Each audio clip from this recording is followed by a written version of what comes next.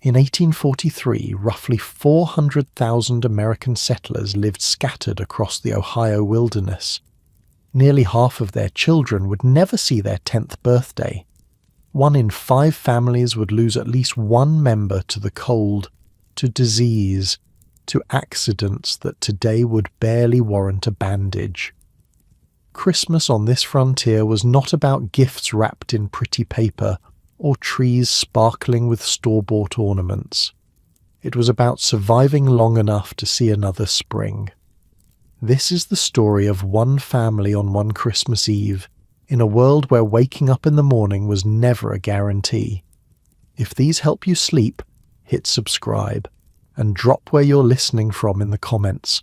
I always check those. So we're heading back to the American frontier. Christmas Eve, 1843, rural Ohio. But first, get comfortable. I mean it. Fix those pillows. Pull up your blanket, because where we're going, you're going to want to be as warm as possible. Trust me on this one. Your eyes open to darkness. Not the comfortable darkness of your bedroom right now, with the soft glow of a phone charger in the corner or streetlights seeping through the blinds. This is a different kind of dark, the kind that feels thick, the kind that presses against your face like cold hands. You're 11 years old, your name is Eliza McAdams, and the first thing you notice before anything else is the cold. It hits you like a wall. Your breath hangs in the air, a pale ghost that disappears almost as soon as it forms. The tip of your nose is numb. Your toes are blocks of ice even though you're wearing thick woolen socks that your mother knitted last winter. Not like the cozy socks you might have on right now. These are rough, scratchy things that smell faintly of sheep and wood smoke. You're lying on a straw mattress that crackles every time you move. It's stuffed inside a rough linen cover that your grandmother made before she died of fever 3 winters ago. The straw pokes through the fabric in places. One piece has been jabbing your hip all night. But you've learned not to complain about these things. On the frontier, a bed is a bed. Some families sleep on dirt floors with nothing but furs between them and the frozen ground. Next to you, your little sister Martha is breathing slow and steady. She's 5 years old and she kicks in her sleep. Her small foot is pressed against your calf, and you can feel the warmth radiating from her body. On your other side, your 8-year-old brother Samuel is curled into a tight ball, his back pressed against yours. The 3 of you share this narrow bed, tucked together like puppies in a pile. It's the only way to stay warm when the fire burns down to embers in the night. Above you, the roof of the cabin creaks and groans under the weight of last night's snow. The sound is familiar, almost comforting. It means the cabin is still standing. It means you made it through another night. Here's the thing about frontier cabins that nobody tells you. They're tiny, like ridiculously tiny. Yours is about 16 feet by 18 feet, which is roughly the size of a modern parking space for 2 cars. 7 people live in this space. You, your 2 sisters, your 2 brothers, your mother, and your father. There's no privacy. There are no separate rooms. When someone snores or coughs or cries out in a nightmare, everyone hears it. The walls are made of rough-hewn logs, the spaces between them stuffed with a mixture of mud, moss, and rags. Even so, the wind finds its way through. You can hear it now, whistling high and thin through a gap somewhere near the window. The window itself is small, just a foot square, covered with oiled paper instead of glass because glass is expensive and fragile, and there's no one within 50 miles who knows how to replace it if it breaks. You hear movement from across the cabin, the soft rustle of blankets, the creak of the bed frame where your parents sleep, then your father's voice, low and rough with sleep. "Eliza, you awake?" You push yourself up on one elbow, careful not to wake Martha or Samuel. Yes, Pa. Fire's nearly out. Need you to tend it while I go check on the animals. This is your job. It has been your job since you turned 9. Every morning before the sun comes up, you're the one who coaxes the dying fire back to life. Your father taught you how to do it properly, how to blow on the coals until they glow orange, how to add kindling slowly, building up to larger pieces of wood, how to keep the flame alive without letting it burn too hot or too fast. You swing your legs over the side of the bed, and the cold hits you all over again. Your bare feet touch the dirt floor, and you can feel the frost that's formed overnight. The earth is frozen solid, hard as stone. Some mornings there's actually ice on the floor, thin sheets of it that crack under your feet. You grab the shawl hanging from the bedpost and wrap it around your shoulders.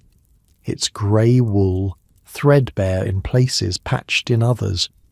Your mother made it from yarn she spun herself, from wool sheared off the sheep that your father raises. Nothing on the frontier is bought if it can be made. Nothing is thrown away if it can be fixed. The fire in the hearth has burned down to a few glowing embers buried under a pile of ash. You kneel in front of it, feeling the faint warmth against your face. It's not much, but after the bitter cold of the cabin, it feels like standing next to the sun. You know what you're doing. You've done this hundreds of times.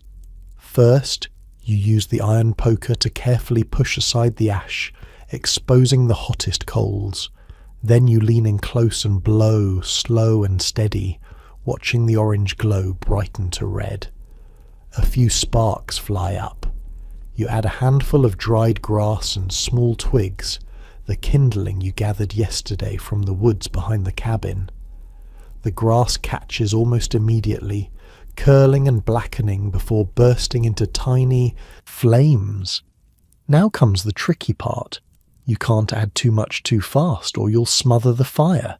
You can't add too little or it'll burn out before it catches the larger wood. You've seen your mother do this 1,000 times. Her movement's quick and confident. You're still learning. Some mornings the fire goes out and you have to start over with the flint and steel, which is harder than it sounds. Way harder. Today, though, the fire cooperates. The small flames lick at the kindling, growing stronger. You add a few larger twigs, then a split piece of oak.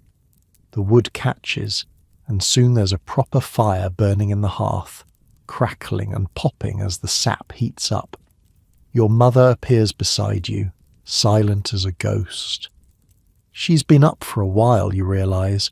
Her hair is already pinned back under her cap and she's wearing her work dress, the brown one that's patched at both elbows. "Good girl," she says softly, squeezing your shoulder. "That's a fine fire." Your mother's name is Sarah. She came over from Ireland when she was just a little older than you are now, 15 years old and alone except for an older brother who died of ship fever before they even reached New York. She doesn't talk about it much, but sometimes, especially around Christmas, she tells stories about the old country, about the green hills and the stone cottages, and the way the whole village would gather on Christmas Eve to sing songs in languages you don't understand. "Is today Christmas Eve, Ma?" you ask, even though you already know the answer. You've been counting the days for weeks. She smiles, and for a moment her tired face looks young again.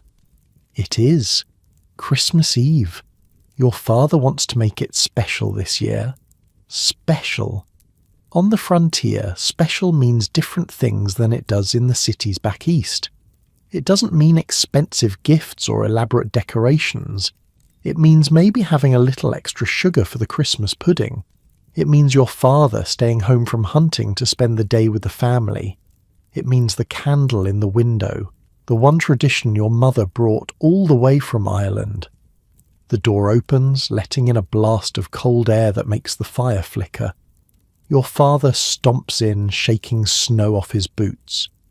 Benjamin McAdams is a big man, broad-shouldered and strong from years of chopping wood and clearing land and wrestling the wilderness into something resembling a farm. His beard is dusted with ice crystals, and his cheeks are red from the cold. "Snow's coming," he announces, shutting the door behind him. "I can feel it. We'll need to bank the cabin before noon." Snowbanking. You know what that means. It's hard work, piling snow against the walls of the cabin to insulate it against the wind. But there's something satisfying about it too. The whole family working together, laughing and throwing snowballs when your parents aren't looking, knowing that every shovelful of snow is another layer of protection against the brutal cold. "Animals all right?" your mother asks. Your father nods. "Cow's fine. Chickens are huddled up in the corner of the coop. The pig's ornery as usual." He stamps his feet again, trying to get feeling back into his toes. "Saw wolf tracks down by the creek." Your stomach tightens. Wolves. They've been coming closer this winter, driven by hunger and desperation. Just last month, the Hendersons lost 3 sheep to a pack that came down from the hills in the middle of the night. Your father has been sleeping with his rifle by the bed ever since, but he doesn't look worried. He looks calm, the way he always does when there's trouble. Your father is the kind of man who doesn't panic. He just figures out what needs to be done and does it. "I'll take the rifle when I go for wood," he says. "Jacob can come with me." Jacob is your older brother, 14 years old and already nearly as tall as your father. He's been desperate to be treated like a man, to be included in the serious work of keeping the family alive.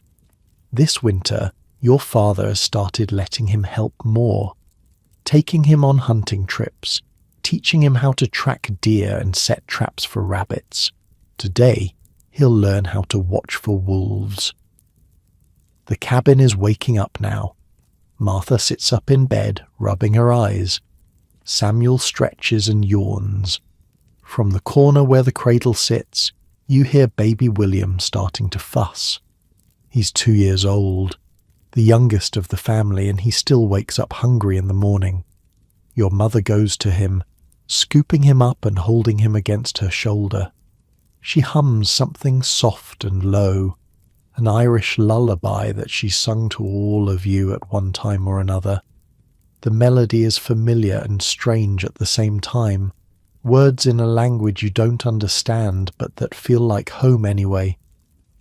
"Eliza," your father says, "after you eat, I need you to help your mother with the cooking. We're having goose tonight." Goose. Your heart jumps. Real goose for Christmas dinner. Your father must have been planning this for weeks, trading furs or doing extra work for one of the wealthier families down in the settlement. On the frontier, goose is a luxury. Most families make do with whatever they can hunt or raise. Rabbit, if they're lucky. Squirrel, if they're not. Some years, Christmas dinner is just corn mush and whatever vegetables survive the root cellar, but this year there will be goose. "Yes, Pa," you say, trying not to sound as excited as you feel. Your mother is already moving toward the hearth, where a pot of water hangs over the growing fire. Breakfast will be simple, the same as every morning. Corn porridge with a little bit of molasses if there's any left. Maybe a piece of salt pork if the supplies are holding out. You're hungry. You're always hungry in the winter. The cold burns through calories faster than the summer heat, and food is harder to come by when the ground is frozen and the animals are hidden away. But you've learned to ignore the hunger, to push it to the back of your mind and focus on what needs to be done. Today is Christmas Eve, and on the frontier, Christmas Eve means survival. It means making sure the fire doesn't go out. It means checking on the animals and watching for wolves. It means preparing the best meal your family can manage and giving thanks for another year of being alive. Not exactly the glittering holiday you might be imagining right now, lying in your warm bed with your full stomach. But for Eliza McAdams, standing in a frozen cabin on the edge of the wilderness, it's the most wonderful day of the year. Because today her family's together. Today they're safe. And tonight, when darkness falls and the wolves howl in the hills, there will be a candle burning in the window, a single point of light in the vast, cold darkness, a promise that even in the hardest times, there's still hope. The sun is starting to rise now, pale and weak through the oiled paper window. The cabin is filling with the sounds of morning. Martha asking if she can help with breakfast. Samuel arguing with Jacob about something. Baby William babbling happily in your mother's arms.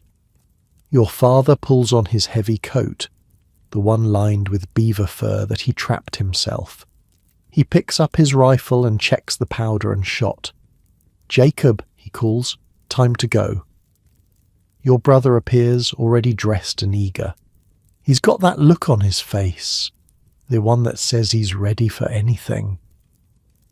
Your father hands him an axe and nods toward the door. Before they leave, your father pauses. He looks back at your mother, standing by the fire with the baby. Something passes between them, some silent communication that you're too young to fully understand. Then he smiles, just a little, and tips his hat. We'll be back by noon, he says. Keep that fire burning. The door opens. The cold rushes in. And then they're gone.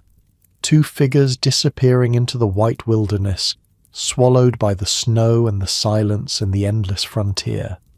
You stand by the window, watching until you can't see them anymore. Your breath fogs the oiled paper. Behind you, the fire crackles and pops, throwing dancing shadows on the log walls. Christmas Eve on the frontier has begun. Your mother hands you a wooden bowl filled with corn porridge. It's thick and grey and smells faintly of smoke. There's no molasses today. The jar ran out 2 weeks ago, and the nearest trading post is a full day's ride in good weather. In this snow, it might as well be on the moon. You eat standing by the fire because the cabin only has 2 chairs and those belong to your parents.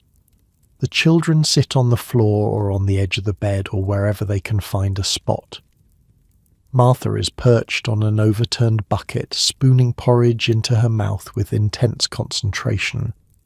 Samuel is already finished and asking for more, even though he knows there isn't any. That's your portion, your mother says gently. We need to save the rest for supper. Samuel's face falls, but he doesn't argue. You've all learned not to argue about food. There's never enough of it in winter, and complaining only makes everyone feel worse. Baby William is sitting in your mother's lap, gnawing on a piece of dried apple.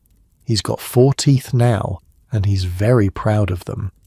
Your mother says he's going to be a strong one. She says that about all of you, but with William there's something different in her voice, like she's trying to convince herself as much as anyone else. The thing is, babies die out here. A lot. You don't talk about it, but everyone knows. The Henderson baby died last spring from a fever that came on so fast nobody even had time to send for the doctor. The Wilsons lost twins the winter before that. Your mother had another baby between Samuel and Martha, a little girl named Rose who lived for 6 days before she just stopped breathing in the middle of the night. You don't remember Rose. You were too young. But sometimes you catch your mother looking at the small wooden cross your father carved, the one that sits on the shelf above the fireplace next to the family Bible, and you know she's thinking about the daughter she buried in frozen ground, in a grave so small it barely disturbed the snow. That's the frontier for you. You celebrate life because death is always right there, sitting in the corner, waiting. Eliza? Your mother's voice pulls you back. Come help me with the goose. The goose is hanging in the corner of the cabin, plucked and cleaned and ready for cooking. Your father brought it home 3 days ago, traded for a stack of beaver pelts he'd been saving since autumn. A whole goose. It's the most extravagant thing you've ever had for Christmas dinner. Your mother shows you how to prepare it. First, you remove the neck and the wingtips. These go into the big iron pot that's always hanging over the fire. Nothing gets thrown away. The neck will be boiled for hours, the meat falling off the bone, becoming the base for a broth that will feed the family for days after Christmas is over. My grandmother taught me this, your mother says, her hands moving with practiced efficiency. Back in Ireland we had geese too. Not often, mind you. We were poor as church mice, most of us. But at Christmas, if we were lucky, there might be a goose. She pauses, a distant look crossing her face. You've seen this expression before. It's the one she gets when she's remembering the old country, the place she left behind when she was barely older than you. Tell me about the candle, you say. You've heard the story before, but you want to hear it again. There's something comforting about the familiar words, the rhythm of your mother's voice as she tells it. She smiles. The candle in the window. That's the most important tradition of all. Her hands keep working as she talks, pulling the giblets from inside the goose. Heart, liver, gizzard. These will be chopped fine and added to the gravy. Every part of the animal has a purpose. Every scrap has value. Back in Ireland, a long time ago, the English didn't want us to be Catholic. They passed laws saying we couldn't practice our faith, couldn't go to Mass, couldn't have priests. But we did anyway, in secret. Priests would travel from house to house, hiding in barns and cellars, saying Mass for families who were risking everything just to pray. You've heard bits of this before, but your mother rarely tells the whole story. Today, though, something in her seems to want to remember. On Christmas Eve, Catholic families would put a candle in the window. It was a signal. It meant the priest was welcome here. It meant there would be shelter and food and safety, at least for one night. The English thought we were just welcoming Mary and Joseph, like in the Bible story. They thought we were being silly and superstitious. They didn't know we were hiding something right under their noses. She laughs softly. My grandmother used to say that the Irish survived by being stubborn and clever. The English had the guns and the laws, but we had the candle. And that small flame, that tiny light in the window, it meant more than all their armies. Is that why we light one here, you ask? Your mother nods. Here on the frontier, the candle means something different. But it's the same idea, really. It means welcome. It means there's shelter here for anyone who needs it. On Christmas Eve, when the snow is blowing and the wolves are howling and a traveller might be lost in the darkness, that candle is a promise. Come in, get warm, you're safe now. She reaches out and tucks a strand of hair behind your ear. Her hands smell like goose fat and wood smoke. Your father thinks I'm being sentimental. He says nobody's going to be wandering around in a blizzard on Christmas Eve, but I light the candle anyway, because you never know, and because it connects us to something bigger. All those people, all those years, all those small flames burning in windows across the ocean and across time, we're part of that now. Outside, the wind is picking up. You can hear it rattling the oiled paper window, whistling through the gaps in the logs. The storm your father predicted is coming. You hope he and Jacob are already on their way back. Ma, Martha's small voice pipes up from across the cabin. Is Pa going to be okay? Your mother doesn't hesitate. Of course he is. Your father knows these woods better than anyone. He's probably already heading home with enough firewood to last us through New Year's. But you catch the quick glance she throws toward the door, the slight tension in her shoulders. Mothers on the frontier learn to hide their worry, but daughters learn to see through the hiding. Meanwhile, about a mile from the cabin, your father is standing at the edge of a small clearing, his breath coming in white clouds. Jacob is beside him, the axe resting against his shoulder. See there? Your father points to a spot in the snow where something has disturbed the surface. That's where they came through. 3 of them, maybe 4, heading east toward Miller's farm. Jacob crouches down, studying the tracks the way his father taught him. Wolf prints, big ones. The snow around them is packed and scuffed, like the pack stopped here for a while before moving on. They're hunting, Jacob says. They're always hunting in winter. Not much for them to eat when the deer move south and the rabbits go to ground. That's when they start looking at farms, at livestock, your father pauses. At people, if they're desperate enough. Jacob swallows hard. He's heard the stories. Everyone on the frontier has heard the stories. Most of them are probably exaggerated. Wolves don't usually attack people. They're scared of us mostly. But when winter gets bad enough, when hunger makes them bold, anything can happen. We should tell the Hendersons, Jacob says. Warn them. Your father nods approvingly. Good thinking. We'll stop by on the way back. For now, let's get this wood cut and loaded. I don't like the look of that sky. The sky is the colour of old pewter, heavy with snow that hasn't fallen yet. The trees are silent, their branches weighted down with ice. Everything feels still and waiting, like the world is holding its breath. Your father selects a dead oak that's been standing at the edge of the clearing since last summer. Dead wood burns better than green wood, hotter and cleaner, with less smoke. A family that burns green wood is a family that's either desperate or foolish, and Benjamin McAdams is neither. He hands Jacob a smaller axe and positions him on the opposite side of the trunk. We'll work together. You cut, then I cut. Keep the rhythm steady. Watch your feet. The first blow sends chips flying. The sound echoes through the forest, sharp and loud in the winter silence. Then Jacob's axe falls, and then your father's again, and soon they've established a rhythm that's almost musical. Thwack, thwack, thwack. It's hard work. The kind of work that warms you up from the inside, that makes you forget about the cold gnawing at your fingers and toes. Jacob's arms are burning after just a few minutes, but he doesn't stop. He won't stop. Not in front of his father.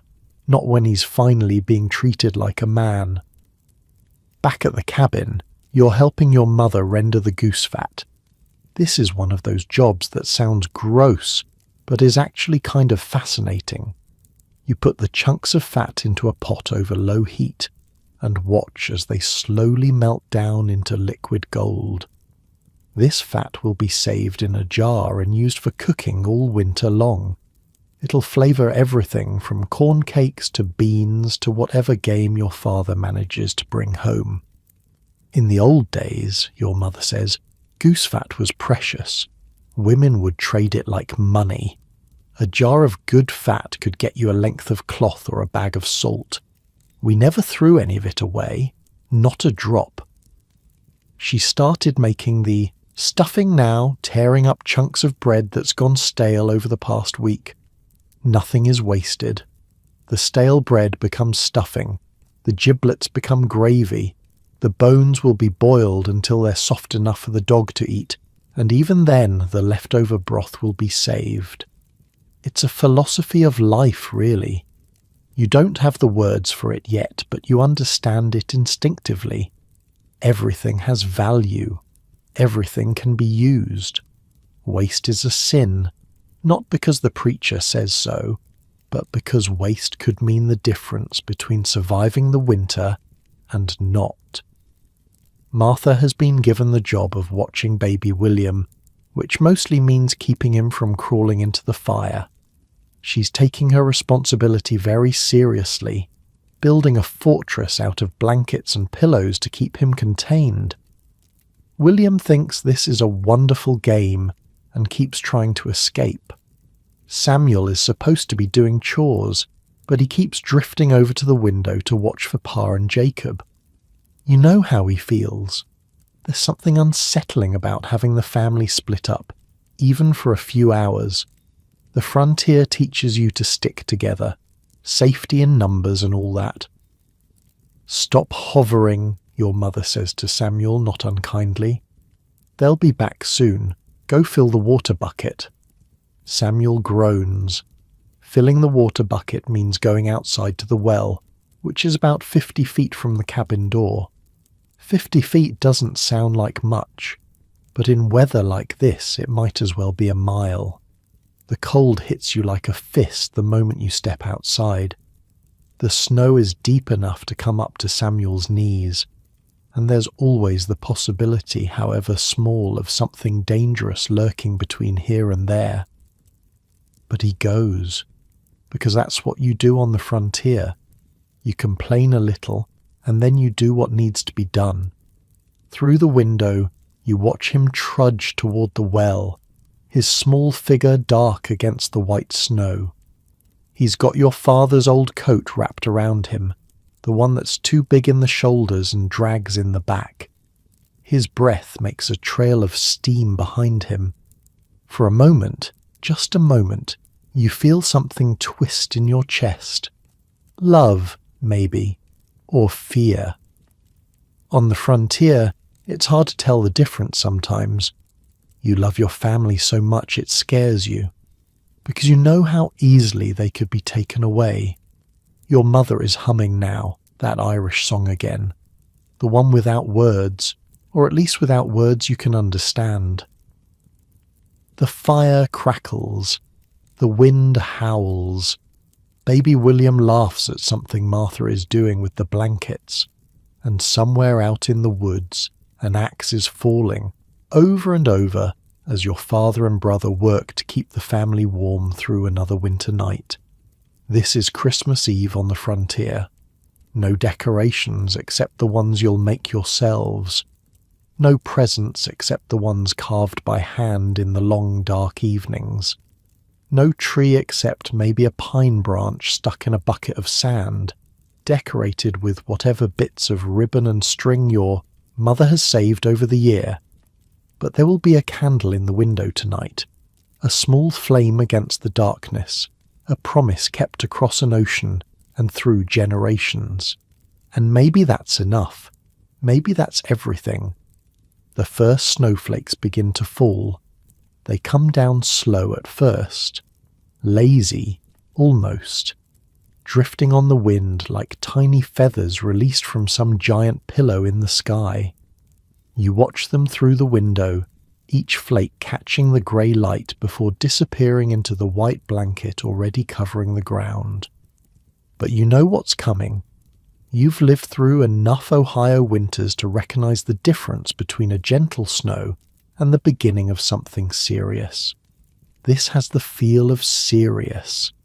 The air has that heavy quality to it, that pressure that means the sky's about to open up and dump everything it's been holding. "Ma," you say, "it's starting." Your mother comes to stand beside you at the window. For a long moment neither of you speaks. You just watch the snow falling, the flakes getting thicker and faster by the minute. "They know," she says finally. "Your father knows these storms. He'll get them home." But her hand finds yours and squeezes, and you squeeze back. Because knowing and believing are two different things, and right now both of you are working very hard to believe. Samuel comes bursting back through the door, the water bucket sloshing in his hands. Snow is already caking his hair and shoulders, his cheeks are bright red, his nose running. "Storm's coming for real now," he announces, like this is news. I could barely see the well on the way back. Your mother takes the bucket from him and sets it by the fire to keep it from freezing. Get those wet things off. Warm yourself." Samuel doesn't need to be told twice. He strips off the too big coat and positions himself as close to the fire as he can get without actually climbing in. Steam rises from his damp clothes. "Do you think Pa saw the storm coming?" he asks. "Do you think they're on their way back?" "Yes," your mother says, and her voice has that firm quality that means no more questions. The voice that says we're done discussing this, because discussing it will only make the worry worse. You understand. On the frontier, you learn to put the worry in a box and set it aside. You learn to keep your hands busy and your mind focused on the task in front of you. Because if you let yourself think too much about all the things that could go wrong, you'd never stop screaming.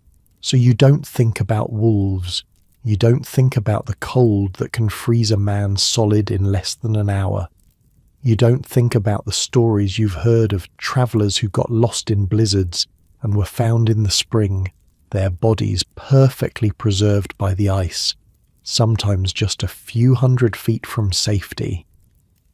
Instead, you think about the goose, about the stuffing your mother is making, about the way the cabin will smell when dinner is finally ready, roasted meat and sage and the warmth of the fire.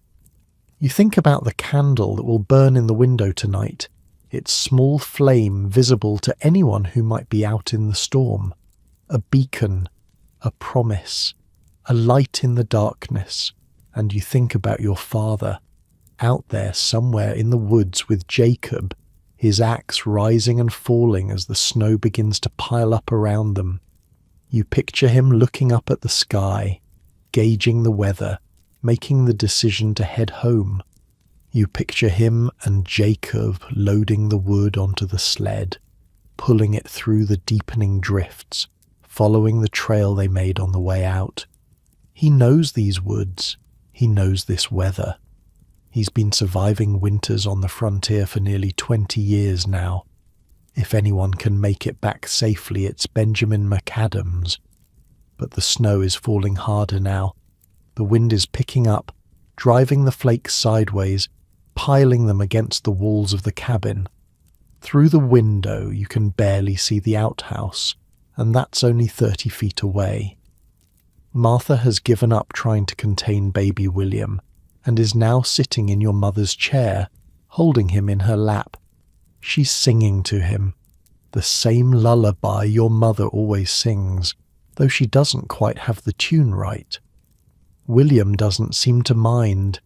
He's clutching a wooden spoon like it's the most valuable treasure in the world. Samuel has stopped asking questions. He's sitting by the fire, his knees pulled up to his chest, watching the door, waiting. You're all waiting now. The fire crackles, the wind howls, the snow keeps falling. And somewhere out there, in the white and the cold and the growing darkness, your father and brother are trying to find their way home. Out in the woods, your father stops swinging his axe and looks up. The sky has gone from grey to almost black in the space of 20 minutes. Snow is falling so thick now that he can barely see Jacob standing 10 feet away. The wind has teeth. It bites through his coat, his shirt, his skin, all the way down to the bone. "That's enough," he says. "We're leaving now." Jacob doesn't argue. He's scared, though he'd never admit it. The forest that felt familiar an hour ago has become something else entirely. The trees are shadows. The trail they made coming in is already disappearing under fresh snow. Everything looks the same, white and grey and nothing. Your father loads the wood onto the sled with quick, efficient movements. They've cut maybe half of what he wanted, but half will have to do. Staying out here any longer would be stupid, and Benjamin McAdams didn't survive 20 years on the frontier by being stupid. "Stay close," he tells Jacob. "Don't let go of the sled rope. If you can't see me, call out. We stop for nothing until we're home. Understand?" Jacob nods. His hands are shaking, but not just from the cold. This is real. This is the kind of moment his father has been warning him about his whole life. The frontier doesn't care about you.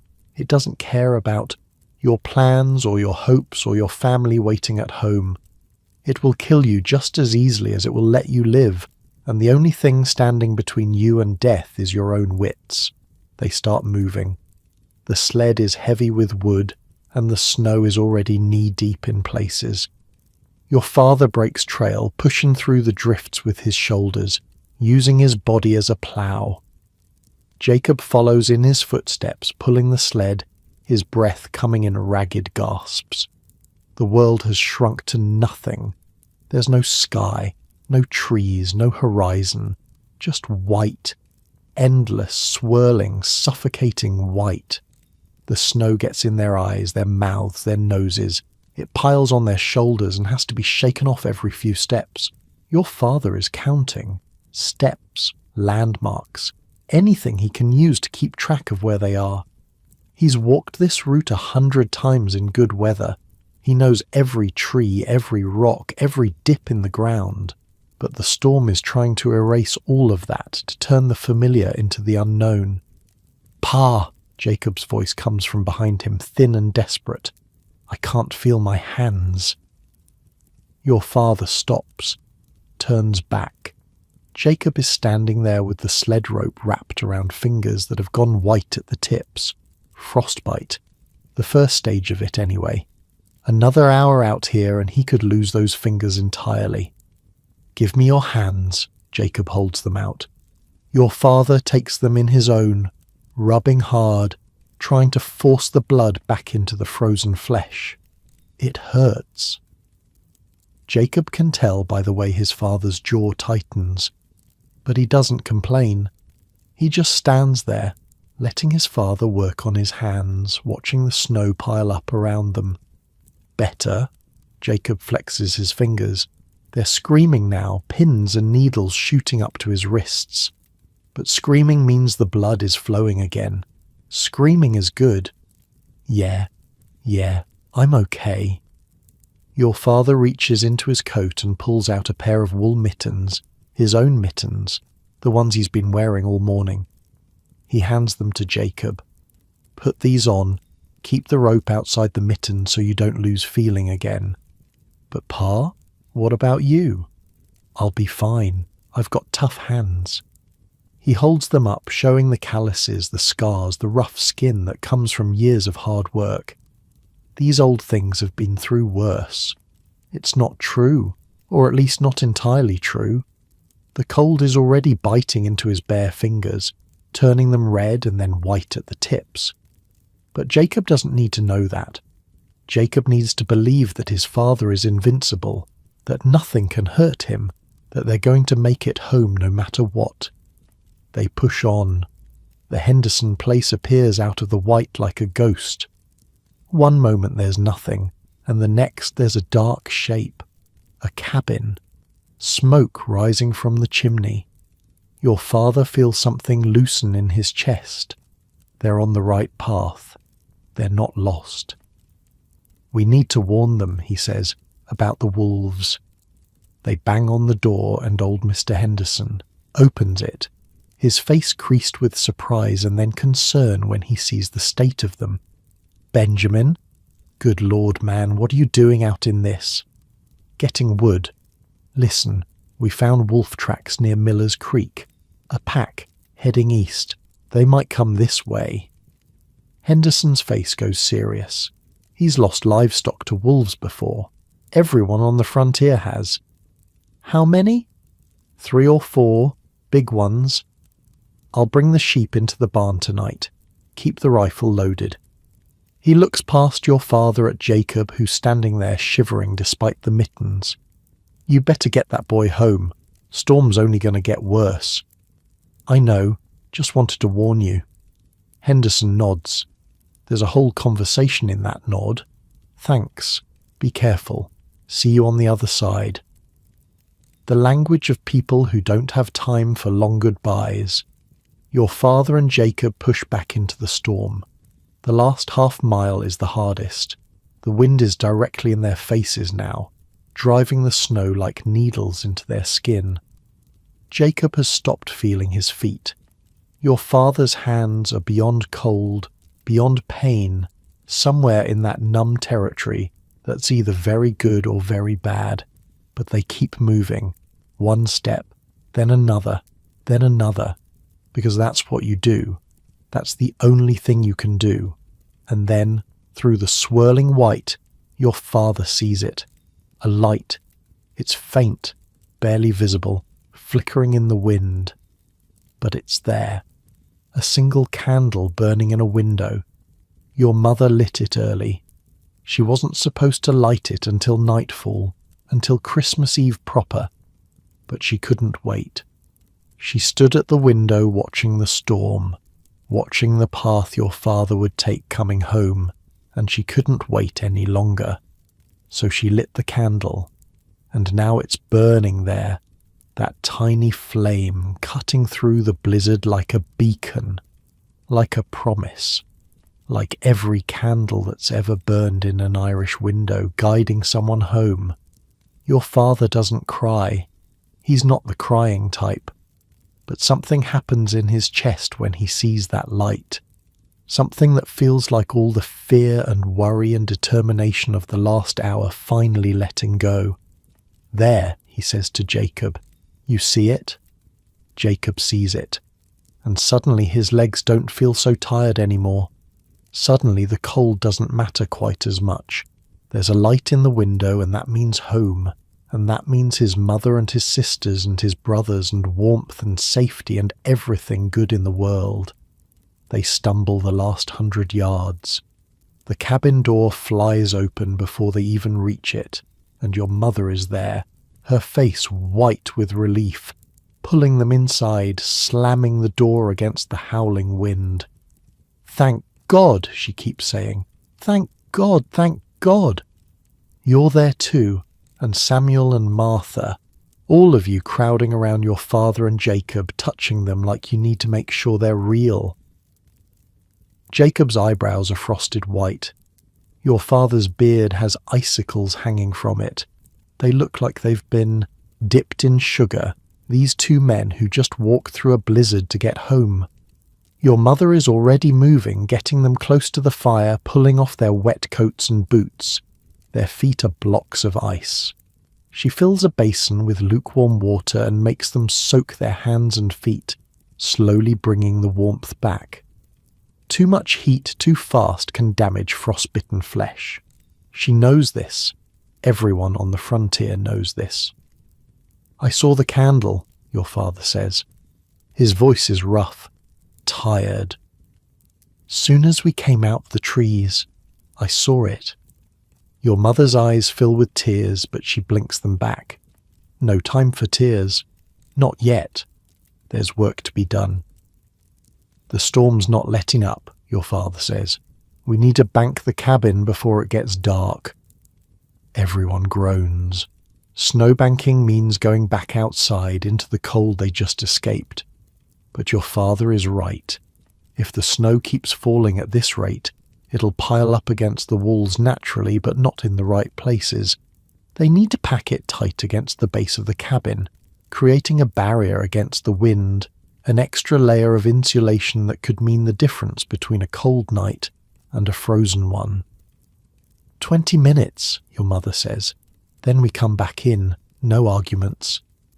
You bundle up, every layer you own, one on top of another. Coat over sweater, over shirt, over undershirt. 2 pairs of socks inside boots that are already too tight. A scarf wrapped around your face until only your eyes are showing. The door opens, and the storm hits you like a wall. You can barely breathe. The wind steals your breath right out of your lungs, replaces it with ice.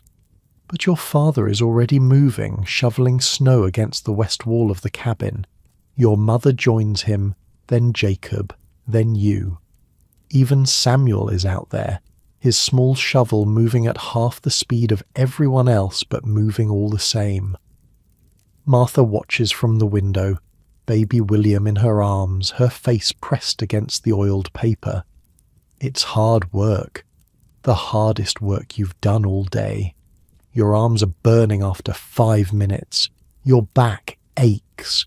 The cold is everywhere, in your clothes, in your bones, in the very air you're breathing. But there's something else too. Something you didn't expect. You're laughing. It starts when Samuel throws a shovelful of snow that goes wide and hits Jacob in the back of the head. Jacob spins around, outraged, and Samuel's face is pure innocence, even though everyone knows exactly what happened. "You little rat," Jacob says, and he scoops up a handful of snow and throws it back. Suddenly there's a snowball fight happening in the middle of a blizzard, in the middle of the most important chore of the day. Your father should stop it. Your mother should scold you all. But instead she picks up a handful of snow and lobs it at your father, catching him right in the chest. He stands there for a moment, stunned. Then a slow smile spreads across his face. "Oh, that's how it's going to be?" The next 5 minutes are chaos. Snow flying everywhere. Shrieks of laughter cutting through the howl of the wind. You nail Jacob with a perfect shot to the ear. Samuel gets your mother right in the shoulder. Your father chases all of you around the cabin, threatening revenge but never quite catching anyone. It's ridiculous. It's childish. It's exactly what you need.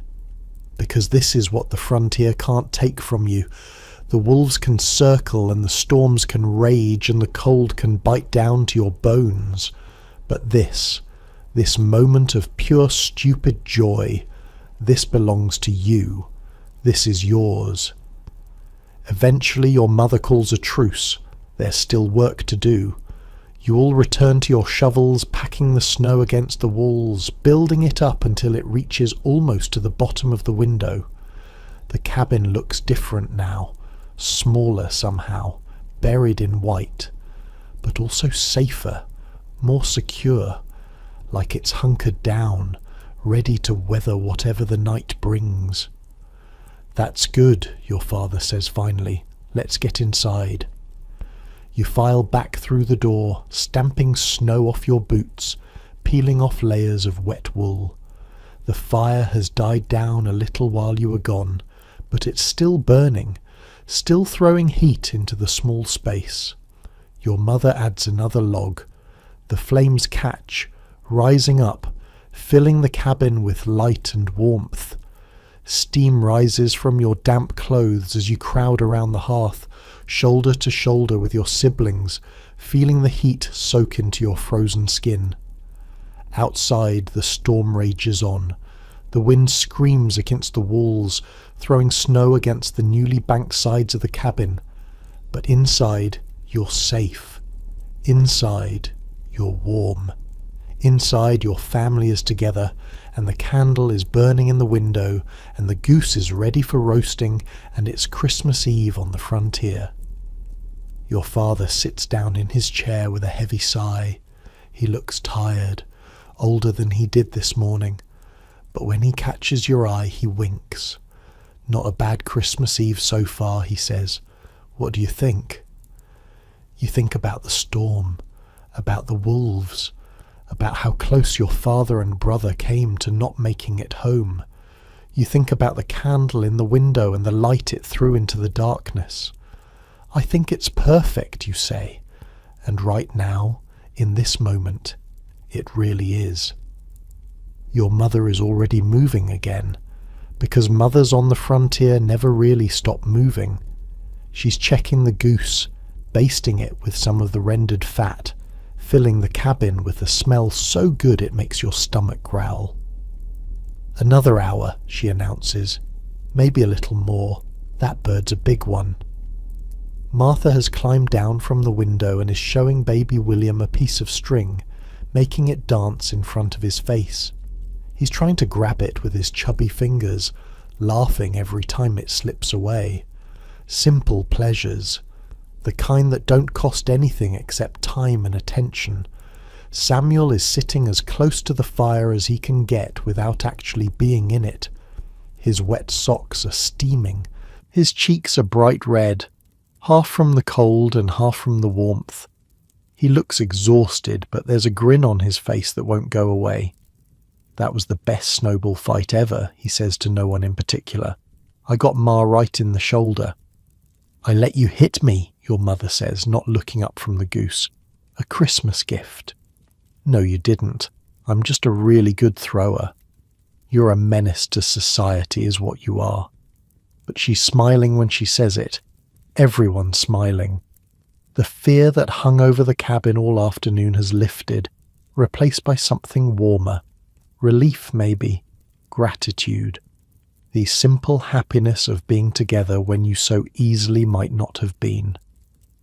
Your father is examining his hands by the firelight. The tips of his fingers are red and swollen, the early signs of frostbite that will probably blister in a day or two. But they're still attached. They still work. On the frontier, you learn to count your blessings by what you didn't lose.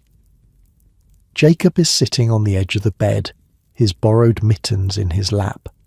He hasn't said much since they got home. You know that look on his face. He's replaying the walk back in his head, thinking about what could have happened, what almost happened. He's growing up, your big brother, learning that the world is bigger and more dangerous than he ever imagined. "Hey," you say, sitting down next to him. "You okay?" He looks at you. His eyes are older than they were this morning. "Yeah," he says. "Yeah, I'm okay." A pause. "It was close, though. Out there.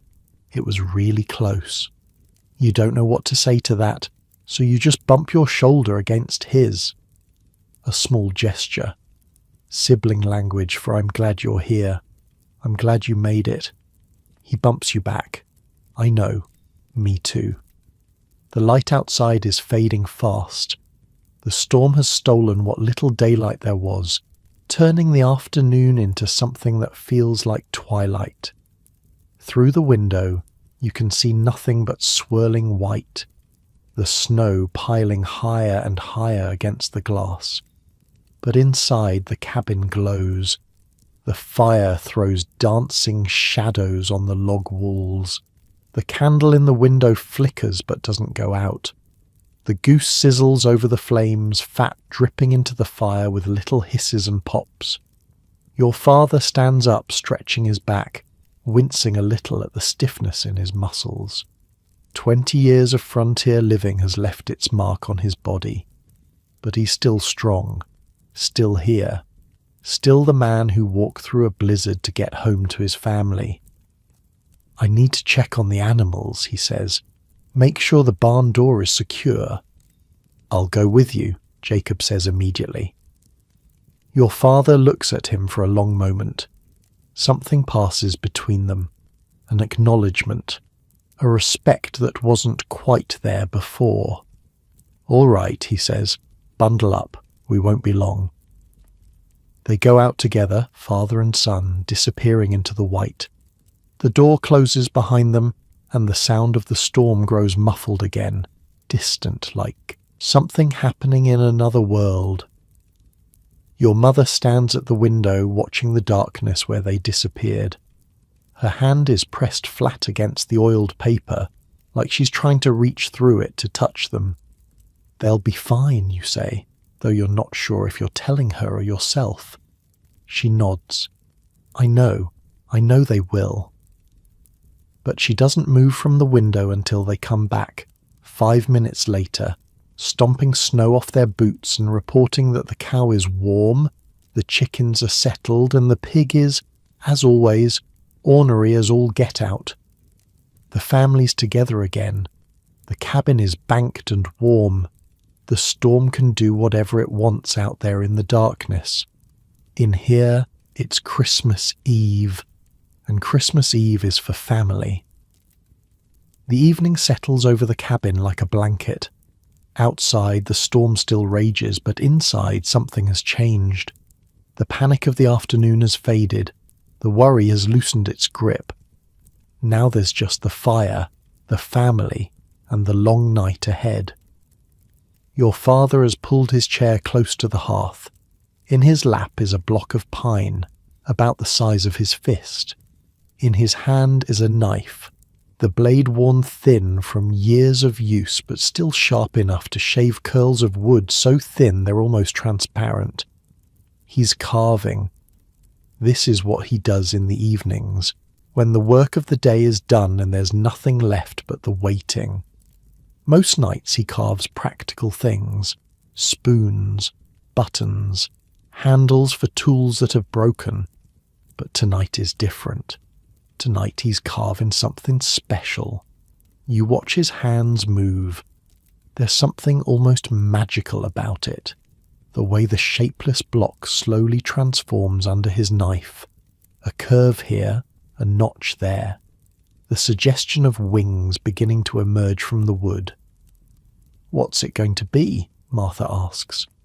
She's crept up beside him, her eyes wide. "What do you think it's going to be?" She studies the block, tilting her head. "A bird? Maybe. We'll see." That's how your father always answers. "We'll see." Like the carving has a mind of its own, like he's just following where the wood wants to go. You've watched him make dozens of these over the years. Birds and stars and tiny animals that fit in the palm of your hand, each one different, each one perfect in its own way. These are your Christmas ornaments, not the store-bought kind that the wealthy families in the cities hang on their trees. These are made by hand, by your father's rough fingers, in the long dark evenings of winter. And somehow that makes them more valuable than anything money could buy. Your mother is working too, but her craft is different. She's got a corn cob in her lap and a pile of fabric scraps beside her. The needle in her hand flashes in the firelight as she stitches together something that's slowly taking the shape of a dress. A doll. She's making a doll for Martha. You know this because you've seen her working on it for weeks, always late at night when the younger children are asleep. She'd pull out the fabric and the corn cob and work by candlelight, her fingers moving fast, trying to finish before Christmas Eve. And now here she is, putting on the final touches, the tiny embroidered eyes, the yarn hair, the little apron made from a scrap of her own worn-out dress. Martha doesn't know about the doll yet. That's part of the magic of Christmas on the frontier. The gifts are secrets, hidden away and worked on in stolen moments. When Martha goes to sleep tonight, the doll will be waiting for her in the morning, and she'll think it appeared by magic, never knowing how many hours of love went into every stitch. "Ma," Samuel says, breaking the comfortable silence. "Tell us about the log." Your mother looks up from her sewing. "The log?" "The Christmas log. You said we were going to have a contest this year." "Ah, the log. You'd almost forgotten about that tradition. It was something your mother's neighbours used to do back east, before she moved to the frontier. On Christmas Eve, each family would put a big log in their fireplace, and the goal was to keep it burning all night long. Whoever's fire was still going on Christmas morning won bragging rights for the whole year. "We don't have any neighbours close enough for a proper contest," your mother says, "not in this weather." "We could have our own contest," Samuel insists. "Between us, who can keep watch on the fire the longest?" Your father snorts. "You'd be asleep in 10 minutes. Would not." "Would too. I've seen you. You fall asleep standing up." Samuel's face goes red, but he can't really argue. He does have a tendency to nod off at inconvenient times. Last month he fell asleep in the middle of milking the cow and nearly tipped off the stool. "Tell us about how it worked anyway," you say. "Back when you were young." Your mother sets down her sewing and leans back in her chair. The firelight catches her face, softening the lines around her eyes, making her look almost young again. "It wasn't just about the fire," she says. "It was about community. People would visit each other's houses all through the night, checking on everyone's logs, sharing a cup of coffee, telling stories. The children would run from cabin to cabin with reports. The miller's log is burning strong. The Hendersons went out at midnight. It was like a game, but it was also something more, a way of staying connected during the darkest time of the year. Is that why people go to the trading post at Christmas? Samuel asks. Your mother nods. Same idea. Some years, when the weather holds, families travel from all over to gather at the trading post. Sometimes it takes days to get there, but it's worth it. You see people you haven't seen all year. Fur traders who've been out in the wilderness for months. Families from other settlements. Sometimes even the native folks come to trade. Everyone shares food, tells stories, plays music. The children run wild with other children. It's the only time some families see anyone outside their own four walls. She sighs, glancing toward the window where the snow is still falling. Not this year, though. Storm's too bad, but maybe next year. Did your family ever win? Jacob asks, bringing her back to the log contest. Your mother smiles. Once, I was about Martha's age. My father found the perfect log, a big piece of oak that was just the right size for our fireplace. He'd been drying it out for months, keeping it in the barn where the rain couldn't get to it. And on Christmas Eve he put it in the fire and it burned all night long. My mother and I took turns watching it, making sure it didn't go out, and in the morning, when the other families came to check, our fire was still burning. My father was so proud. He talked about that log for years. What happened to your parents? Martha asks with the bluntness that only a 5-year-old can manage. The question hangs in the air. Your mother's face doesn't change, but something behind her eyes goes quiet. They're gone now, she says softly. Both of them. The fever took them the same winter I came to America. Nobody says anything. The fire crackles. The wind howls outside. Baby William makes a small sound in his sleep. But I remember them, your mother continues. I remember my father's hands, how big they were, how they could fix anything. I remember my mother's voice when she sang. I remember the Christmas log burning all night, and the way my parents looked at each other across the fire, like they had a secret that no one else knew. She picks up her sewing again, her needle finding its rhythm. That's what we pass down, you see. Not things, memories, stories, the traditions we keep alive even when we're far from the places where they were born. Your father has stopped carving. He's watching your mother with an expression you can't quite read. Love, maybe, or gratitude, or just the quiet understanding of two people who've been through hard times together. Sarah, he says, just her name, nothing else. She looks up at him and smiles. I know, Ben. I know. You don't understand what's passing between them, not really. But you file it away in your mind, this moment, this look. Something to remember when you're older.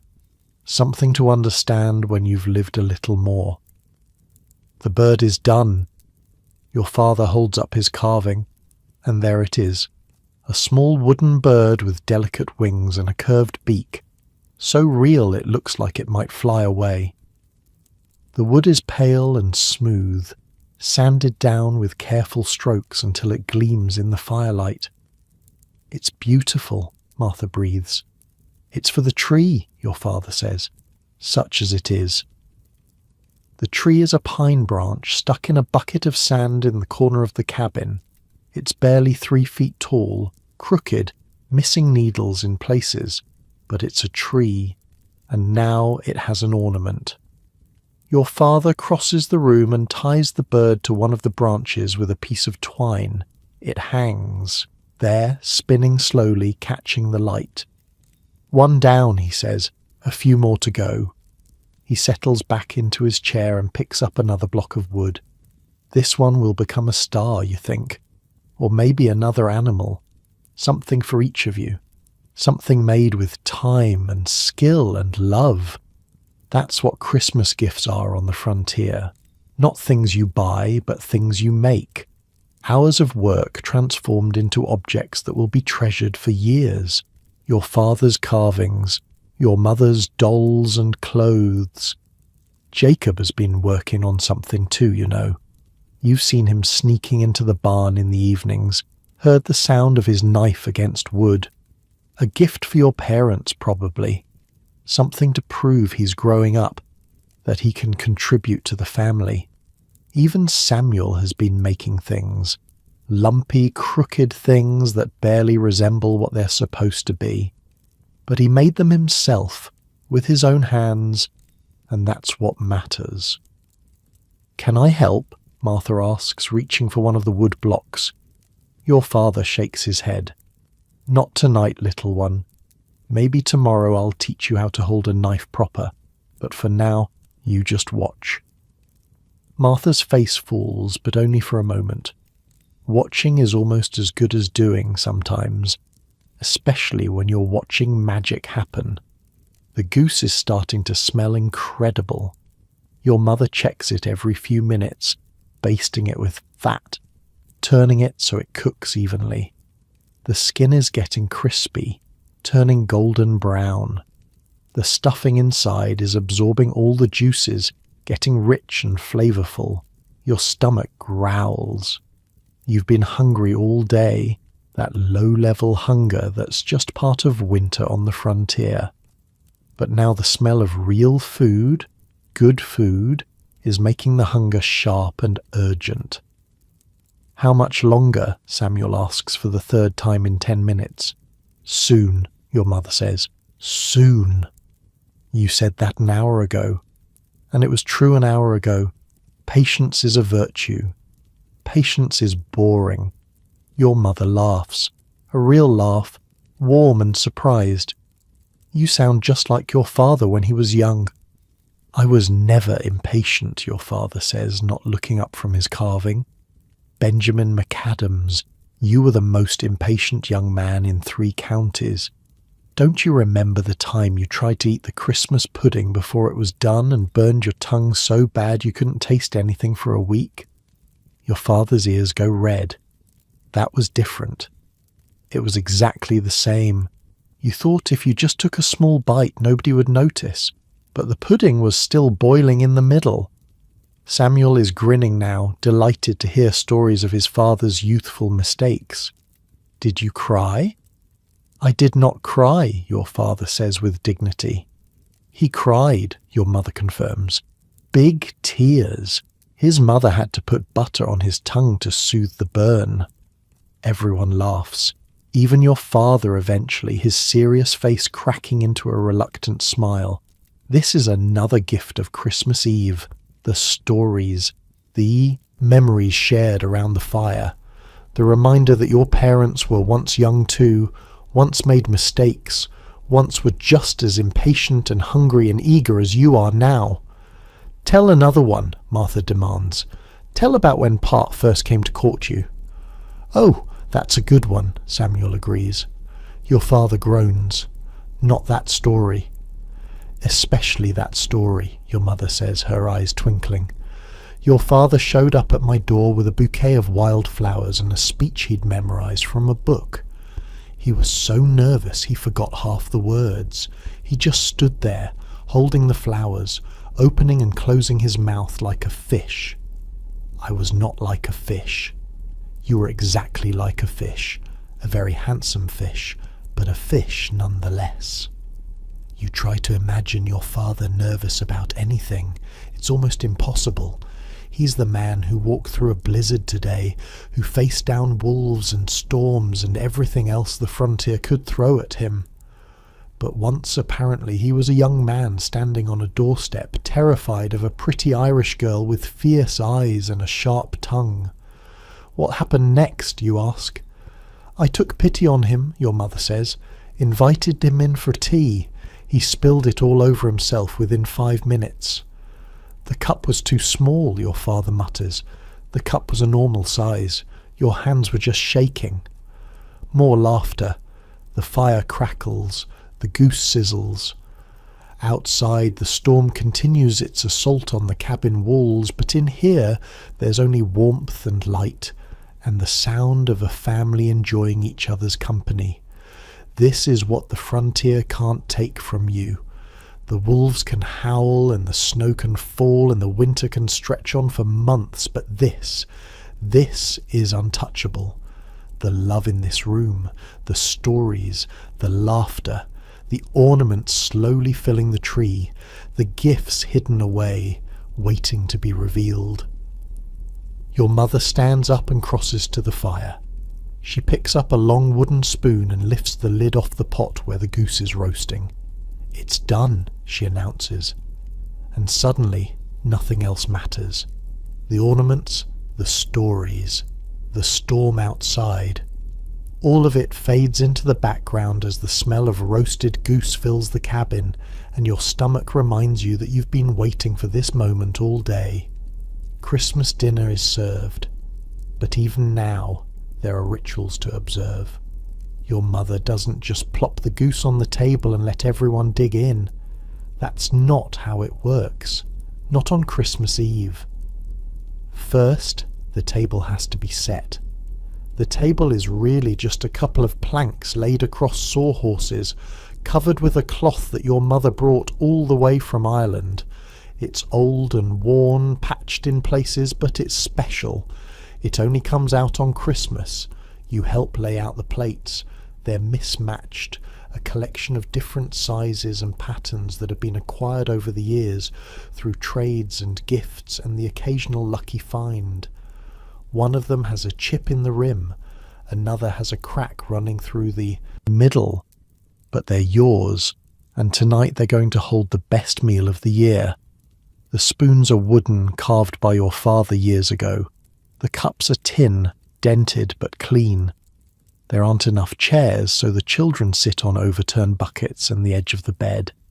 It doesn't matter. You've never known anything different. Your mother carries the goose to the table, and for a moment everyone just stares at it. It's beautiful. Golden brown, steaming, the skin crackling and glistening with fat. The smell is so good it almost hurts. Before we eat, your father says, we give thanks. Everyone bows their heads. This is the one time all year when your father says a prayer out loud. He's not a man of many words when it comes to God, but on Christmas Eve he makes an effort. Lord, he begins, his voice rough and quiet. Thank you for this food. Thank you for this family. Thank you for bringing us through another year, through the storms and the cold and the hard times. Thank you for the roof over our heads and the fire in our hearth and the love that keeps us together. He pauses. You can feel him searching for more words, the right words. We remember those who aren't here with us. Sarah's parents, my brother Daniel, little Rose. We carry them in our hearts, and we know they're watching over us. Your mother makes a small sound. You don't look up, but you can imagine her face, the tears she's trying not to let fall. Bless this meal, your father finishes. Bless this family, and keep us safe through the night ahead. Amen. Amen, everyone echoes. Then your mother picks up the carving knife, and the real feast begins. The goose is everything you imagined and more. The meat is tender, falling off the bone, rich and flavourful from the hours of slow roasting. The stuffing is perfect, soft and savoury, soaked through with goose fat. There's gravy made from the drippings, thick and brown, and bread that your mother baked this morning while you were all asleep. For a while, nobody talks. Everyone's too busy eating. The only sounds are the clink of spoons against plates, the soft moans of satisfaction, the fire crackling in the hearth. Samuel eats like he's afraid someone's going to take his plate away. Martha is more delicate, taking small bites, savouring each one. Jacob eats steadily, methodically, the way he does everything now. Baby William gets small pieces of meat that your mother has chewed soft for him, and he gnaws on them with his 4 teeth like they're the finest delicacy in the world. You eat slowly, trying to make it last. This meal won't come again for another year. There won't be goose again until next Christmas if you're lucky. Every bite is precious. Every bite is a gift. This is good, your father says, which is the highest compliment he ever gives to food. Your mother beams. She's been working toward this meal for weeks, hoarding ingredients, planning every dish.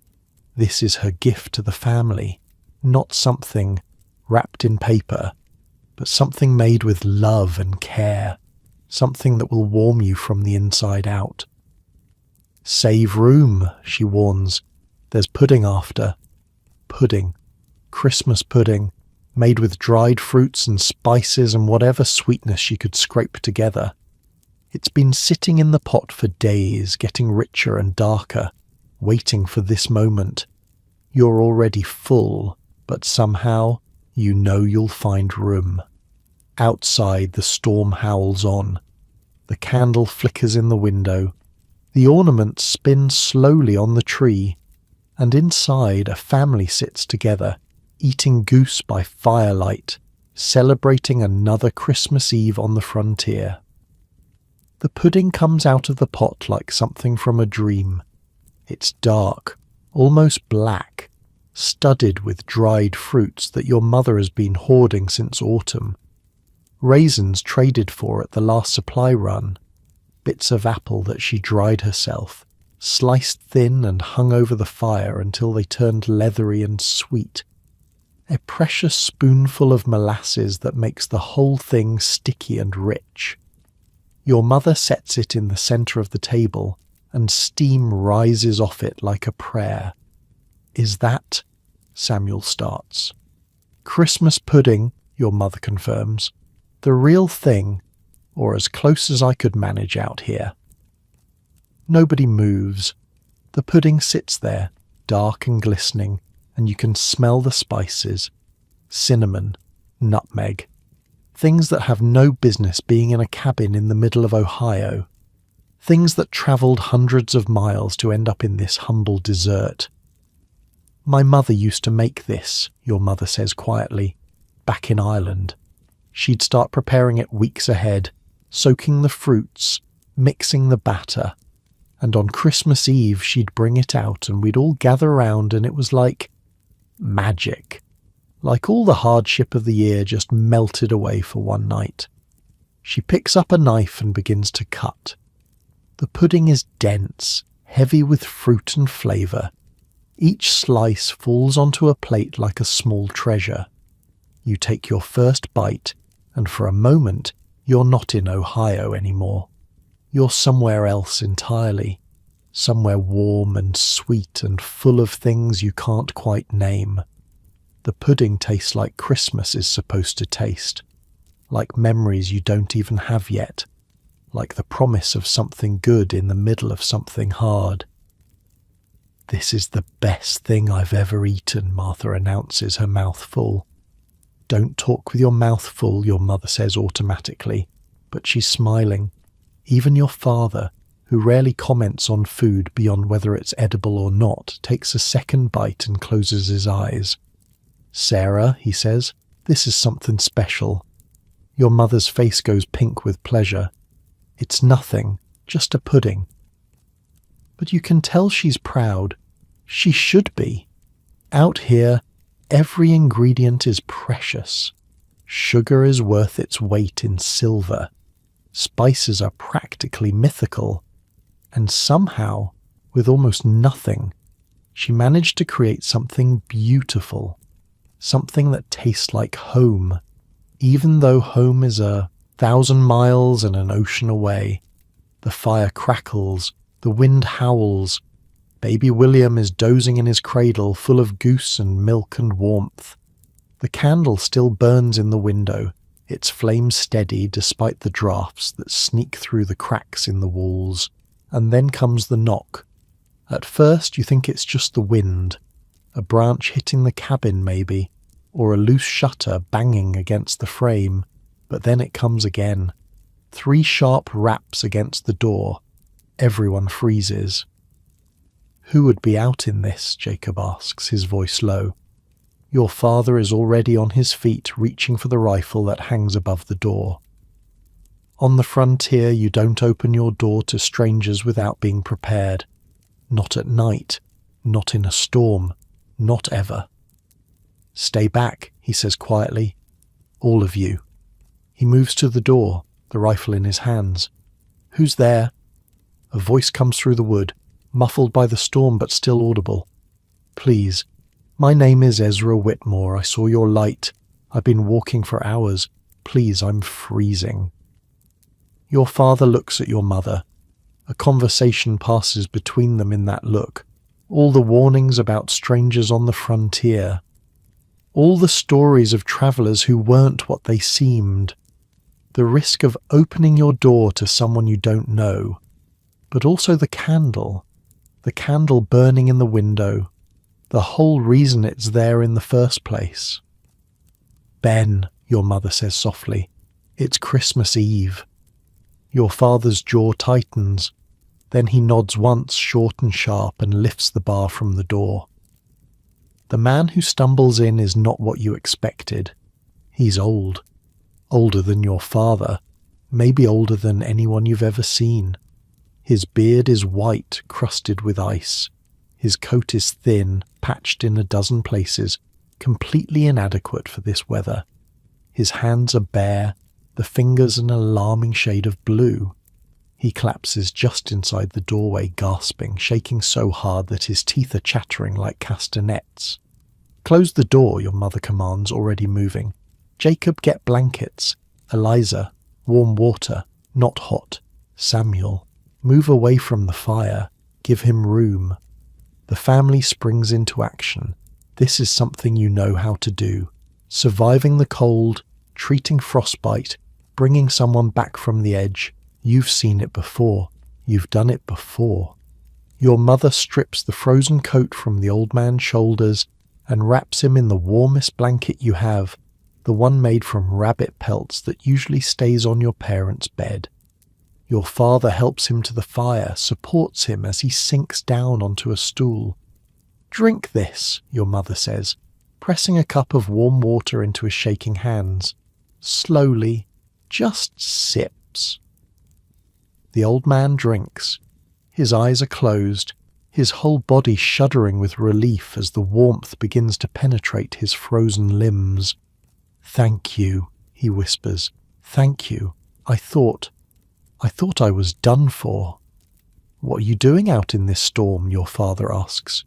His voice is gruff but not unkind. "Where did you come from?" "I was heading to my daughter's place," the old man says. "She lives about 10 miles west of here. I thought I could make it before the storm hit. I was wrong."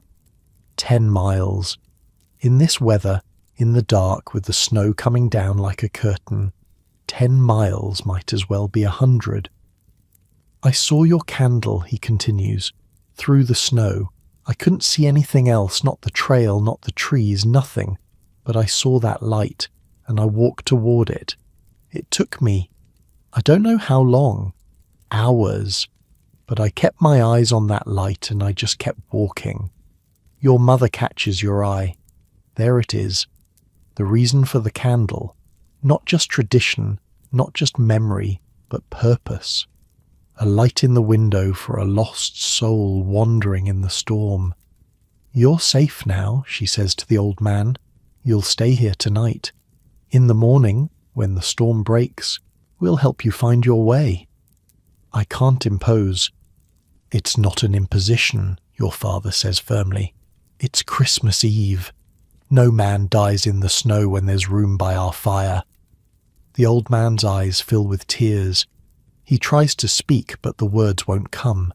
He just nods, over and over, clutching the cup in his slowly warming hands. Martha has crept closer, her natural curiosity overcoming her shyness. What's your name again? Ezra, the old man says. Ezra Whitmore. I'm Martha. That's Eliza, and that's Samuel, and that's Jacob, and that's baby William, but he's sleeping, and those are my ma and pa.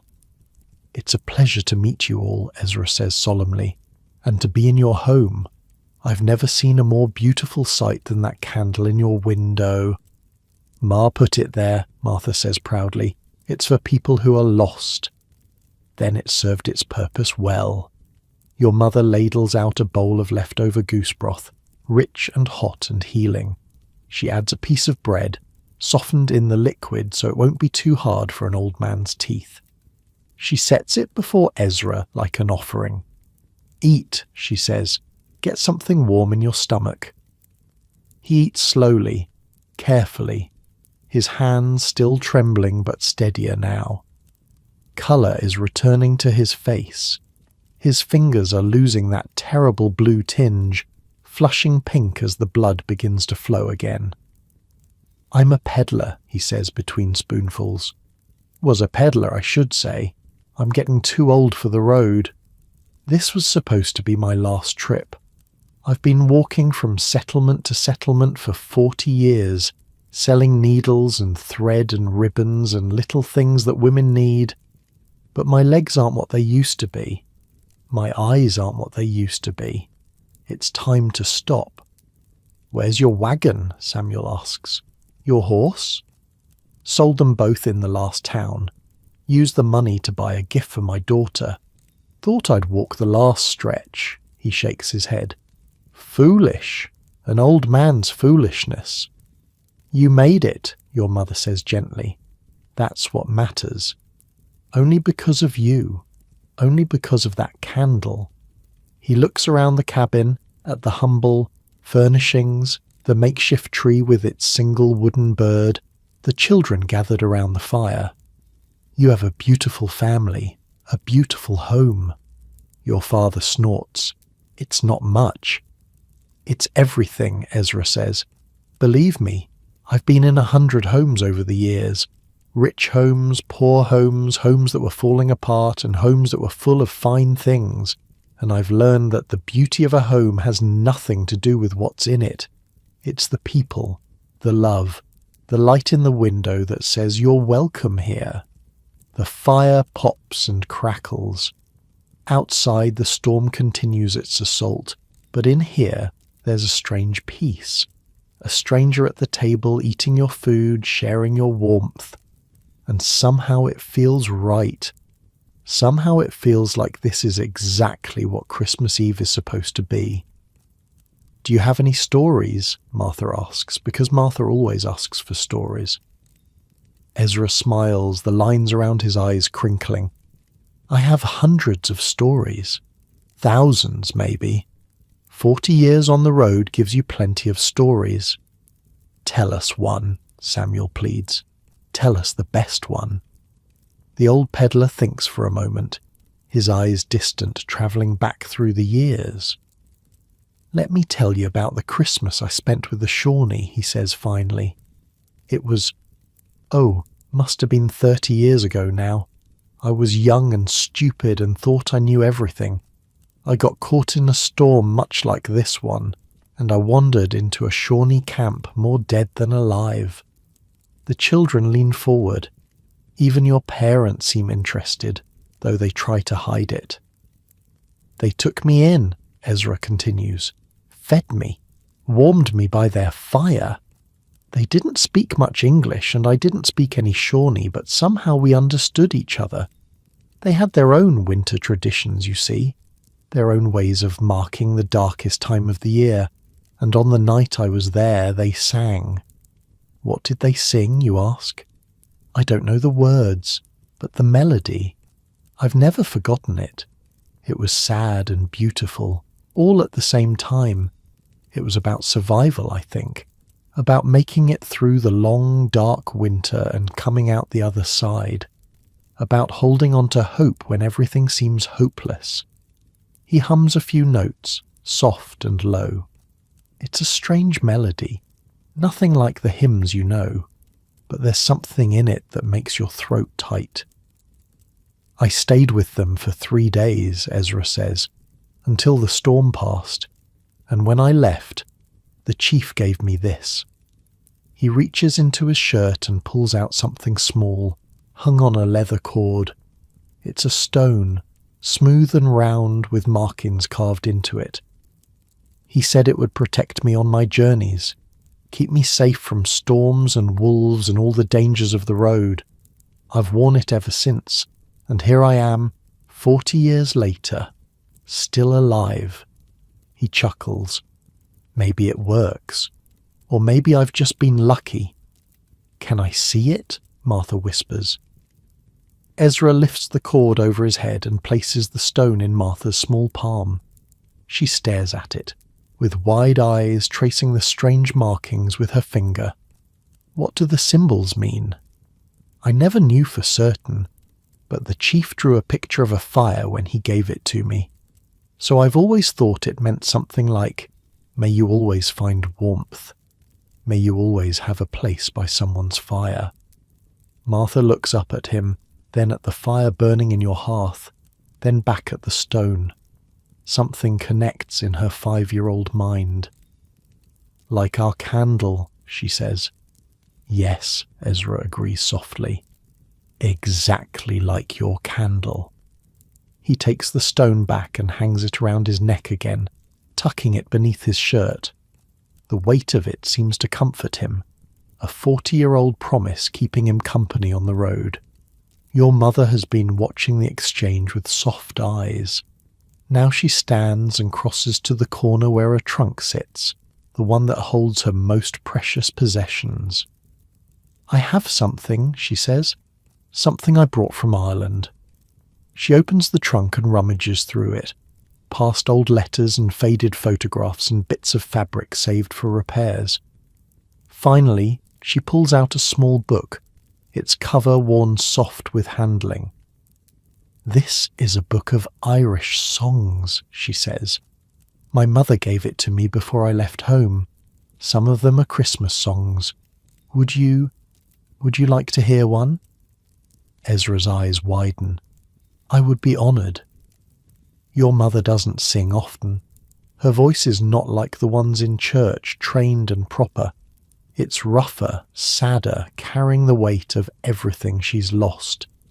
But when she opens the book and begins to sing, there's something in her voice that makes everyone go still. The song is in a language you don't understand. Irish, your mother's first tongue, the language of her childhood. The melody is haunting, minor key, rising and falling like breath. You don't know the words, but somehow you understand them anyway. They're about loss, about hope, about lights in windows and strangers at doors and the simple miracle of making it through another night. When she finishes, no one speaks. The fire crackles. Baby William sighs in his sleep.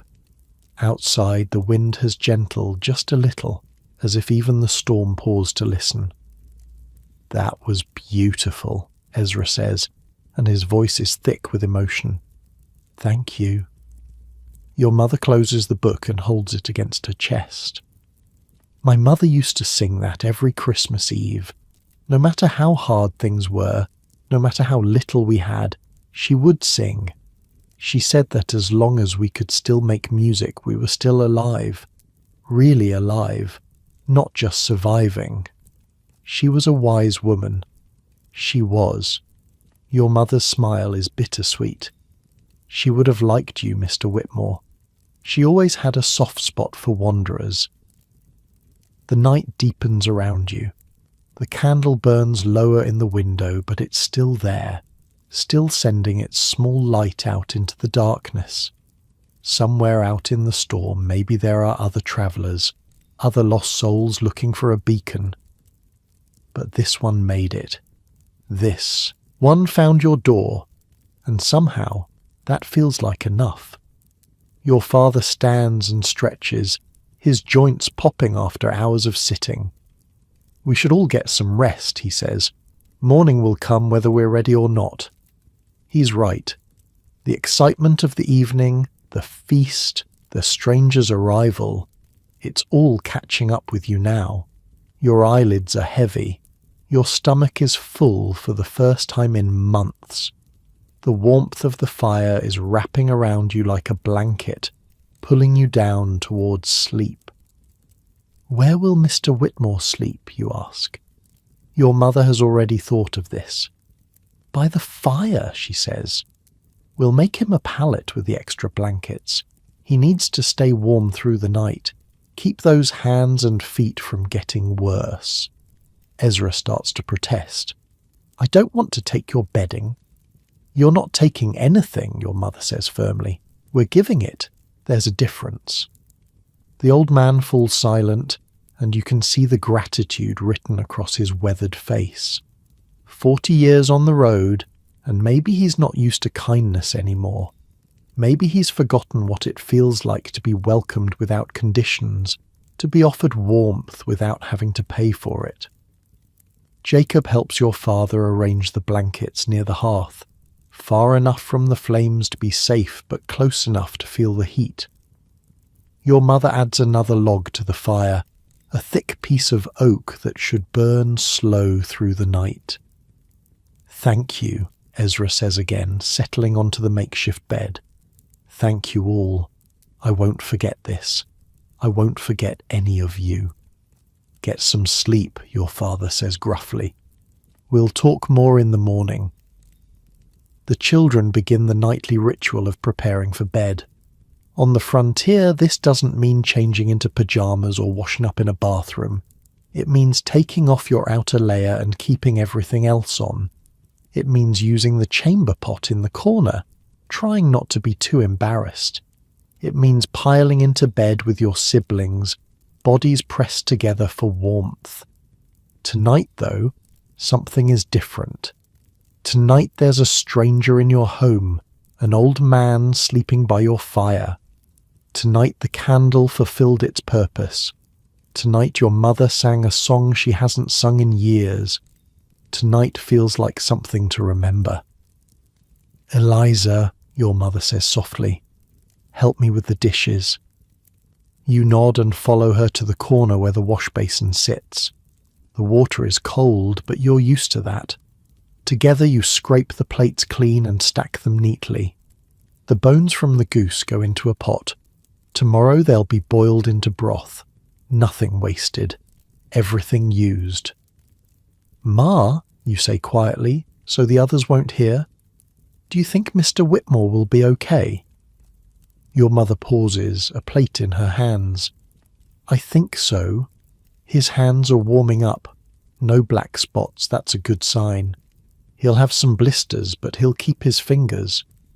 I meant, you're not sure how to say it. He seems lonely. Your mother sets the plate down and looks at you.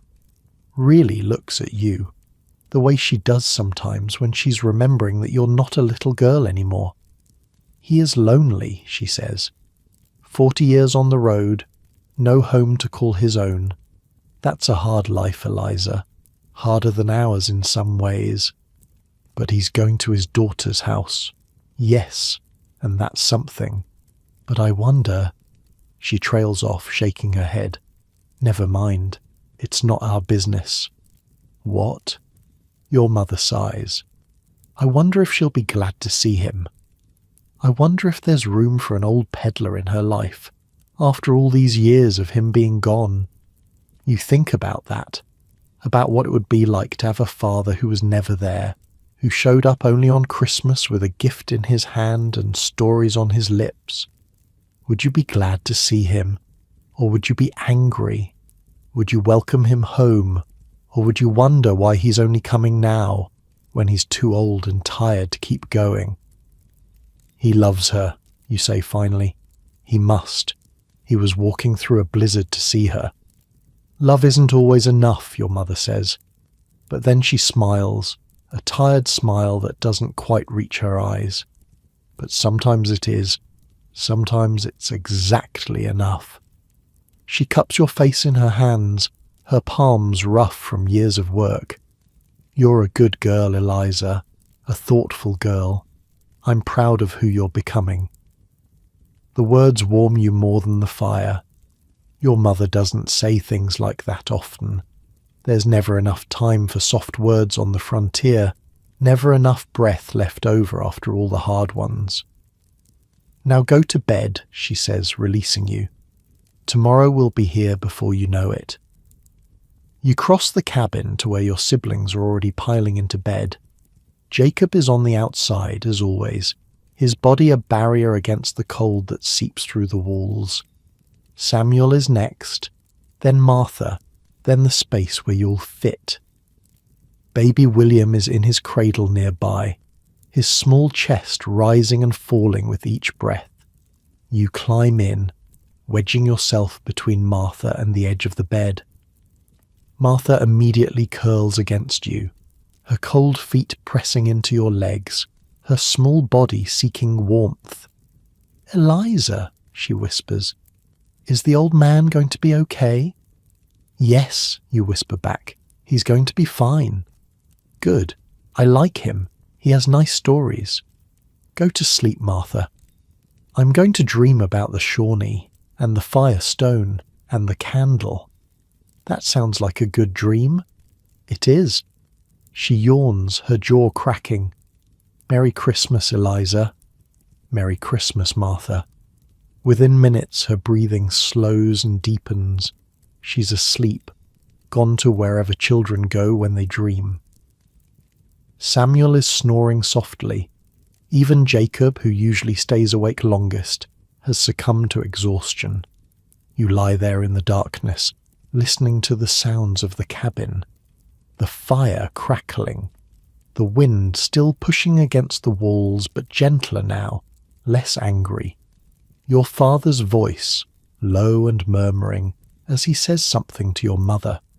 Her soft reply. And, beneath it all, the slow, steady breathing of the old peddler by the fire. A stranger who isn't a stranger anymore. A lost soul who found your light. You're almost asleep when your father's voice cuts through the darkness. Wait. You open your eyes. The cabin is dim, lit only by the glow of the fire and the fading candle in the window. Your siblings stir around you, confused. "We forgot something," your father says. He's standing by the fireplace and in his hands is a book. The family Bible. "Ben, it's late," your mother says softly. "The children are exhausted." "I know, but it's Christmas Eve. We don't skip this, not ever." Your mother hesitates, then nods. "You're right. Children, come here. All of you." There's groaning and shuffling as everyone climbs out of bed. The floor is freezing against your bare feet. You hurry to the fire, where the warmth wraps around you like a living thing. Ezra, the old peddler, starts to rise from his pallet. I can step outside while you..." "You'll do no such thing," your mother says firmly. "You're part of this household tonight. You stay." The old man settles back down, his eyes bright with something that might be tears. Your family arranges itself around the hearth. Your father sits in his chair, the Bible heavy in his lap.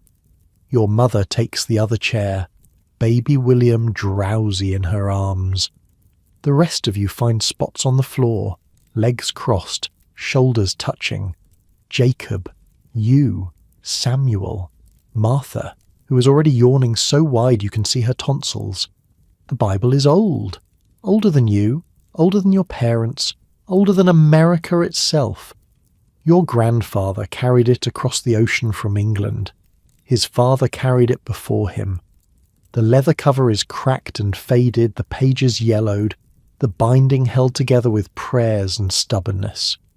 Inside the front cover, there's a list of names, births, deaths, marriages, your family's history, written in different hands across generations. Your own name is there, Eliza Jane McAdams, born March 14th, 1832. So is Martha's, and Samuel's, and Jacob's. And in your father's careful script, William Benjamin McAdams, born September 8th, 1841. And below that, in your mother's hand, Rose Sarah McAdams, born and died June 3, 1840. 6 days. That's how long your sister lived. 6 days. And then she was gone, and all that's left is a line of ink in an old book and a wooden marker on a shelf. Your father opens the Bible to a page he knows by heart. He doesn't need to search for it. His fingers find it automatically, the way your fingers find the handle of the water bucket or the latch on the henhouse door. And it came to pass in those days, he begins, his voice low and rough, that there went out a decree from Caesar Augustus that all the world should be taxed. The story of Christmas, the story you've heard every year for as long as you can remember. Joseph and Mary travelling to Bethlehem, no room at the inn, the baby born in a stable, laid in a manger because there was nowhere else to put him. Your father reads slowly, carefully, giving weight to every word. He's not an educated man. He never finished school, never learned to read properly until he was nearly grown, but he reads this passage like it's the most important thing he's ever said.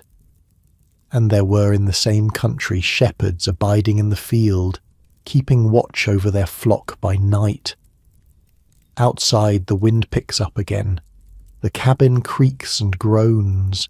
Somewhere in the distance a wolf howls, long and mournful, and you feel Martha press closer to you. And lo, the angel of the Lord came upon them, and the glory of the Lord shone round about them, and they were sore afraid. Sore afraid. You understand that phrase differently now than you did when you were younger.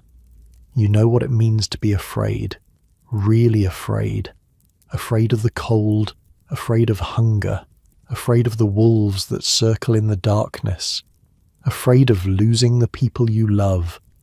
Your father finishes the passage and looks up. Jacob. He holds out the Bible, and your brother takes it with hands that tremble slightly. Whether from cold or nerves, you can't tell. Jacob finds his place and reads. His voice cracks once, then steadies. And the angel said unto them, Fear not, for behold, I bring you good tidings of great joy, which shall be to all people. Fear not, easy words to say, hard words to live. Jacob passes the Bible to you. The weight of it is surprising, even though you've held it before. Pages and pages of words, stories, promises, a whole world contained between two leather covers. You find the next verse and read, For unto you is born this day in the city of David a Saviour, which is Christ the Lord. Your voice sounds strange in your own ears, small but steady. Your father nods, a tiny movement, and you feel a warmth spread through you that has nothing to do with the fire. Samuel takes the Bible next. He's still learning to read, still sounding out the bigger words so his verse is short. And this shall be a sign unto you. Ye shall find the babe wrapped in swaddling clothes lying in a manger. He stumbles over swaddling and no one laughs. Everyone waits while he figures it out. That's the rule. You wait. You don't rush. Every voice matters. Martha is last. She can barely read at all, just the simplest words, so your mother helps her. Together they sound out the final verse, Martha's small finger tracing the letters on the page. Glory to God in the highest, and on earth peace, goodwill toward men. Martha beams up at your mother, proud of herself. Your mother kisses the top of her head. For a moment no one moves. The fire crackles, the wind sighs, the wolves have gone quiet at least for now, and your family sits together in the glow of the hearth, the Bible open in Martha's lap, the words hanging in the air like something you could almost touch. May I? Ezra asks quietly. Your father looks at him, then at the Bible, then back at Ezra. A stranger asking to read from the family Bible. It's not nothing. It's a big ask. But your father nods. Go ahead. Ezra reaches out and takes the Bible with the kind of care you'd give to something infinitely precious. He turns the pages slowly, searching until he finds what he's looking for. "This is my favourite passage," he says, "from the Psalms. My mother used to read it to me when I was afraid." He clears his throat and begins. His voice is different from your father's, softer and more worn, like a road that's been travelled too many times. "The Lord is my shepherd, I shall not want. He maketh me to lie down in green pastures. He leadeth me beside the still waters. He restoreth my soul." The words wash over you like warm water. You know this psalm, of course. Everyone knows it. But hearing it now, in the middle of a blizzard, in the middle of the wilderness, in the middle of a night when death walked close to an old man's heels, it means something different. "Yea, though I walk through the valley of the shadow of death, I will fear no evil, for thou art with me." Ezra's voice catches on the word death. He pauses, swallows, continues. "Thy rod and thy staff, they comfort me. Thou preparest a table before me in the presence of mine enemies. Thou anointest my head with oil. My cup runneth over." You think about the goose, the pudding, the warmth of this cabin in the middle of the frozen world. Your cup runneth over. Yes, tonight it does. "Surely goodness as mercy shall follow me all the days of my life, and I will dwell in the house of the Lord forever." Ezra closes the Bible and holds it against his chest for a moment. His eyes are closed, his lips are moving, but no sound comes out. A private prayer, maybe. A thank you. He hands the Bible back to your father, who receives it with equal solemnity. "Thank you," Ezra says, "for letting me be part of this." "You're welcome," your father says. And somehow, those two simple words contain everything. Welcome to our home. Welcome to our table. Welcome to our family, even if it's just for one night. Your mother stands, baby William draped over her shoulder like a sack of flour. "All right, now we really do need to sleep. Tomorrow will be here soon enough." The family disperses, your parents to their corner of the cabin, where a curtain gives them some privacy, Ezra to his pallet by the fire, the children back to the bed, crawling under the covers and rearranging themselves like puppies in a basket. This time, when you close your eyes, sleep comes quickly. The words of the Bible echo in your mind, mixing with the crackle of the fire and the whisper of the wind. "Fear not. I bring you good tidings of great joy." You drift off with Martha's breath warm against your neck and Jacob's shoulder solid behind you. The oldest on the outside, protecting everyone from the cold. The youngest in the middle, surrounded by warmth. This is how pioneer children sleep. This is how they survive. The night deepens, hours pass. You don't know this because you're asleep, lost in dreams that you won't remember in the morning. But the night goes on without you, the fire burning low, the cabin creaking in the wind, the snow piling up against the walls. At some point the wolves come closer. You hear them in your sleep, a distant howling that weaves into your dreams and becomes something else entirely. In your dream, the wolves are singing. In your dream, the wolves are calling your name. But you're not afraid. Not in your dream, and not in real life, because you're surrounded by warmth, by family, by love. The wolves can howl all they want, they can't touch you here. Your father gets up twice during the night to feed the fire. You don't know this either, but you feel it somehow, a shifting in the fabric of the night, a brief cold draft as he moves, then warmth again as the flames leap higher. He checks on Ezra too, makes sure the old man is still breathing, still warm, still alive. He checks on the children, pulling the blanket higher over Samuel's exposed shoulder, tucking Martha's foot back under the covers. This is what fathers do on the frontier.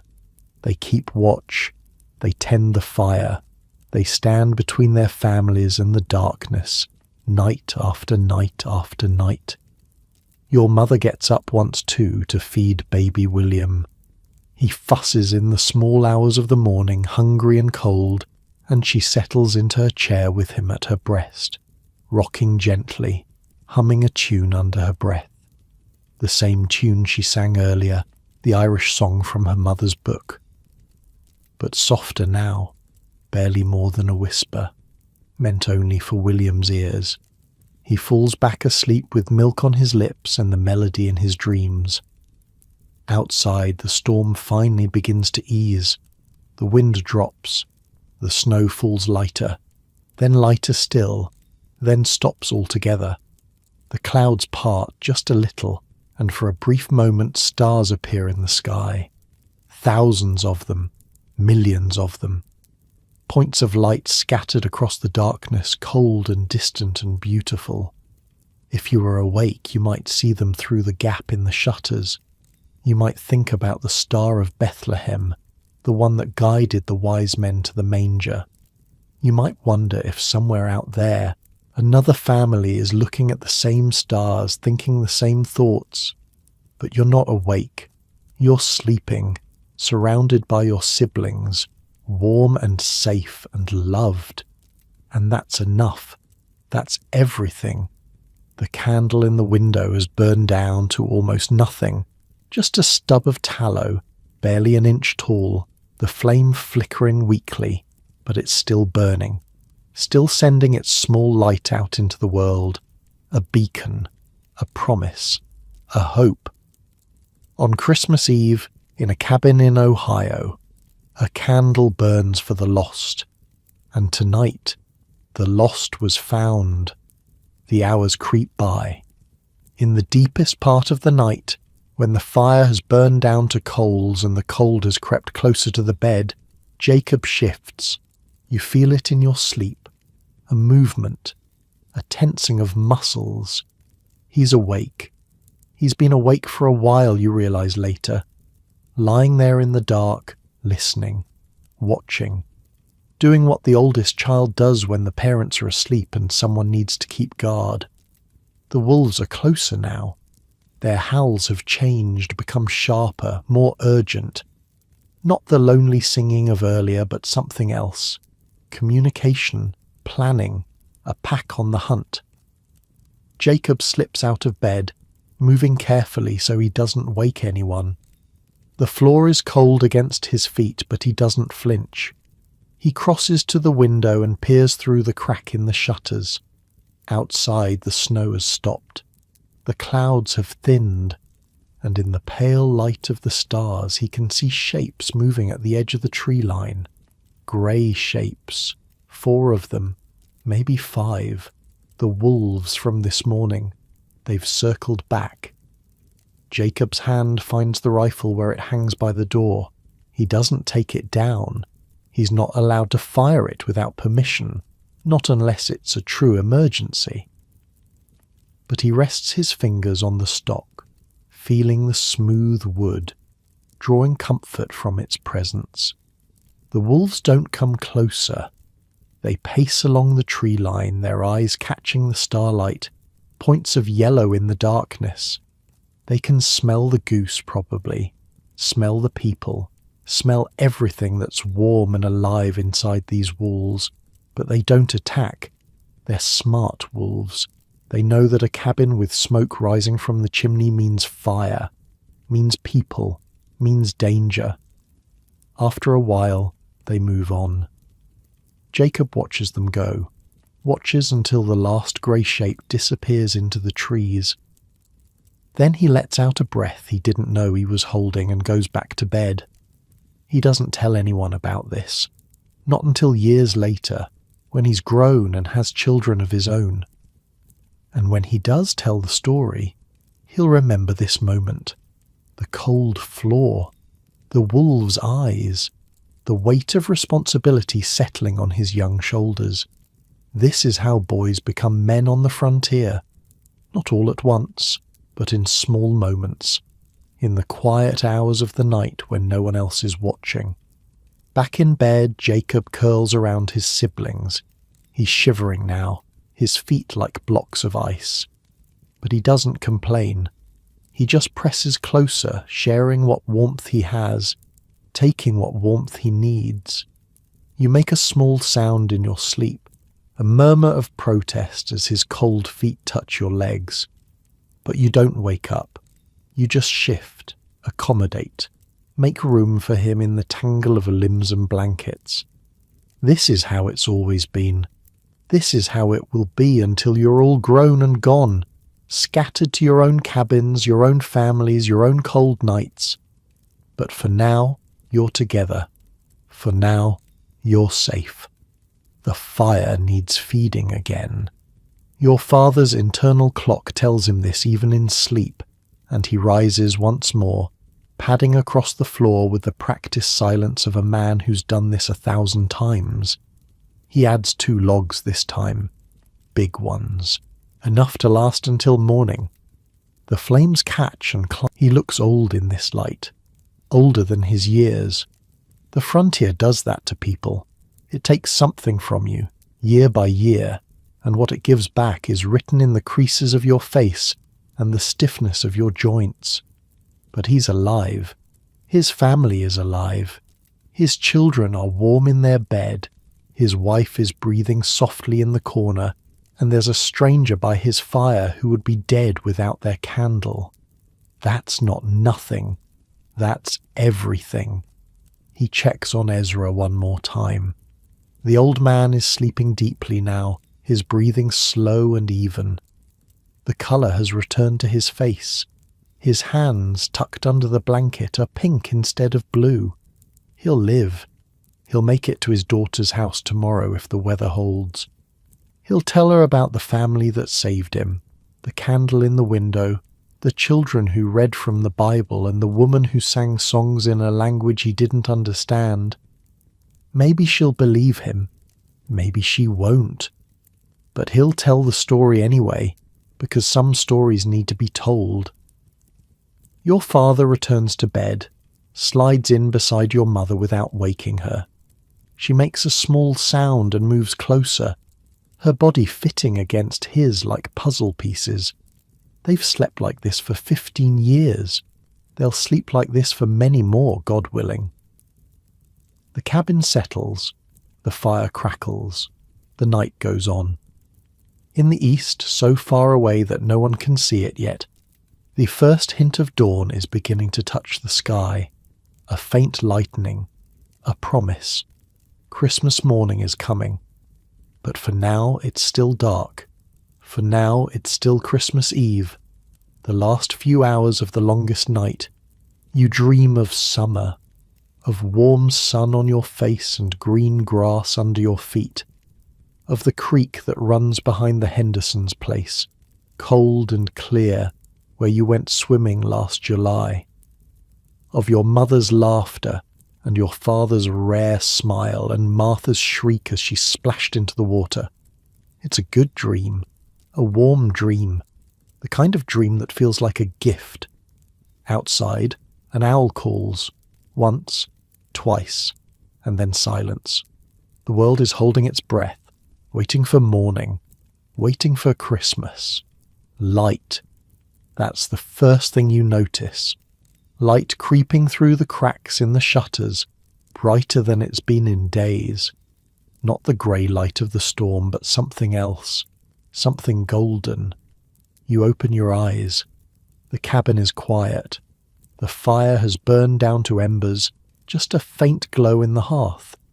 Your siblings are still asleep around you, a tangle of arms and legs and warm breath. Samuel's elbow is digging into your ribs. Martha's hair is in your mouth. Jacob is snoring softly, his back to you, his body a wall between you and the cold. You survived the night.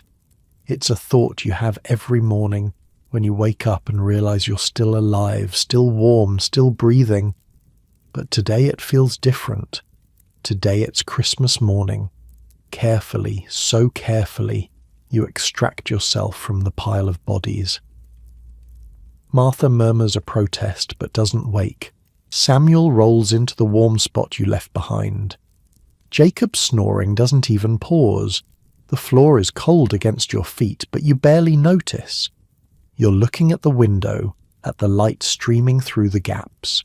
The storm is over. The world outside is bright and white and new. You cross to the door and lift the bar, just a crack, just enough to peek outside. The snow is deep, deeper than you've ever seen it, piled up against the cabin walls where you banked it last night, drifted into strange shapes by the wind. The skies are blue so sharp it hurts to look at, not a single cloud in sight. The sun is just clearing the tree line, and everything is sparkling. Every branch, every fence post, every inch of ground is covered in white that glitters like scattered diamonds. It's beautiful. So beautiful that for a moment you forget to breathe. Merry Christmas. You turn. Your mother is awake, sitting up in bed with baby William in her arms. She's watching you with soft eyes, a small smile on her face. Merry Christmas, Ma. The storm broke, she says. That's a good sign. Maybe the worst of winter is behind us. You both know that's probably not true. It's still December. There are months of cold ahead. But on Christmas morning, you're allowed to hope. You're allowed to pretend. Should we wake the others? Your mother considers. Let them sleep a few more minutes. They earned it. She shifts William to her other arm and pats the bed beside her. Come sit with me, just for a moment. You cross the cabin and settle onto the edge of your parents' bed. It's still warm from their bodies, and you sink into it gratefully. Your mother puts her arm around you and pulls you close. 11 years old, she says quietly. How did you get so big? I don't know. It just happened. It always does. She kisses the top of your head. I'm proud of you, Eliza. You know that, right? The way you help with the little ones, the way you work without complaining, the way you take care of things. Your throat feels tight. Your mother doesn't say things like this often. There's never time. I learned from you, you manage. You learned from yourself. I just showed you the path. You're the one who walked it. She's quiet for a moment, her hand stroking your hair. Your grandmother would have loved you. She would have seen herself in you. The same stubbornness, the same fire. The same red hair, your mother laughs, a soft sound in the quiet cabin. The same everything. You're a Callahan through and through, even if your name is McAdams. From across the room comes a stirring. Martha, finally awake, her head popping up from the bed like a prairie dog emerging from its hole. Is it Christmas? She demands. Is it really Christmas? It's really Christmas, your mother confirms. That's all it takes. Suddenly everyone is awake, the cabin filling with noise and motion as children tumble out of bed and rush toward the fire. Even Jacob, usually so slow to wake, is on his feet in seconds, his face bright with an excitement he's trying to hide. Your father stokes the fire back to life, adding logs until the flames leap high. The cold retreats to the corners of the room. Ezra sits up on his pallet, looking around with bleary eyes that slowly fill with wonder. Christmas morning, he says softly. I wasn't sure I'd see another one. Well, you did, your father says gruffly, so make the most of it.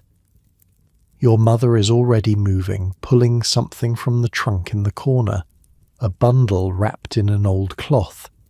She sets it on the table and looks at the children with a mysterious smile. I believe someone has been waiting for this. Martha is practically vibrating with anticipation. Even Samuel, who usually pretends to be too old for excitement, is leaning forward, his eyes wide. Your mother unwraps the bundle, and there it is. The doll. The corncob doll with the fabric dress and the yarn hair and the careful, loving stitches. Martha's sharp intake of breath is the loudest sound in the cabin. Is that for me? Merry Christmas, Martha.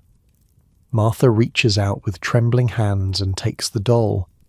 She holds it like it's made of glass, like it might shatter if she squeezes too hard.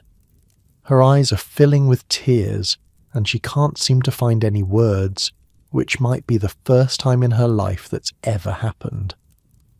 "She's beautiful," she finally whispers. "She's the most beautiful doll in the whole world." "What will you name her?" your mother asks. Martha thinks. A serious think. The kind of thinking that only a 5-year-old can do about a matter of such importance. "Rose," she says finally. "I'm going to name her Rose." Your mother's face does something complicated. Joy and sorrow and love, all mixed together. Baby Rose, who lived for 6 days. And now, another Rose, made of corn cob and cloth, who will live as long as Martha takes care of her. "That's a perfect name," your mother says, and her voice only shakes a little. Your father clears his throat. "I've got something too." He produces a small wooden box, one he made himself, with a hinged lid and a latch shaped like a leaf. Inside are the ornaments, the birds and stars and tiny animals he's been carving all month, each one nestled in a bed of dried grass. "For the tree," he says, "such as it is." The children crowd around, each picking their favourite. Samuel chooses a little bear, squat and sturdy with tiny carved claws. Martha, still clutching Rose, points to a bird with outstretched wings. You pick a star, its points perfectly even, smooth as silk under your fingers. Jacob hangs back, letting the younger children go first. But your father reaches into the box and pulls out one more carving, larger than the others. A horse. A beautiful horse with flowing mane and arched neck, caught mid-gallop, frozen in wood. "This one's for you," your father says, handing it to Jacob. "You earned it yesterday." Jacob takes the horse without a word, but you can see his Adam's apple bob as he swallows, see the way his fingers trace the lines of the mane.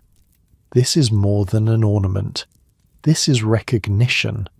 This is your father saying, "I see you becoming a man." "Thanks, Pa," Jacob manages. Your father just nods. Words have never been his strength. The tree, that sad little pine branch in its bucket of sand, suddenly looks magical. The ornaments catch the light from the window and the glow from the fire, spinning slowly, casting tiny shadows on the walls. It's not much. It's everything. "I have something too," Jacob says suddenly. Everyone turns to look at him. He's digging in his pocket, his face red, his movements awkward. "I made them myself," he says quickly, like he's apologizing. "They're not very good. I'm still learning." He pulls out 2 objects and holds them out. Spoons. Wooden spoons carved from birch, with long handles and deep bowls. They're a little rough, a little uneven. One of them has a chip in the rim where his knife slipped, but they're real. They're made. They're a gift from his own hands. "For you and Pa," he says, holding them out to your mother. "For cooking. The old ones are getting worn out." Your mother takes the spoons and turns them over in her hands. She runs her finger along the bowls, traces the handles. "Jacob," she says, "these are wonderful. They're not as good as Pa's." "They're better," your father says quietly, "because you made them for someone else. That's always better." The cabin fills with a warmth that has nothing to do with the fire. Gifts given and received. Love made tangible. That feeling of "I thought about you. I made something for you.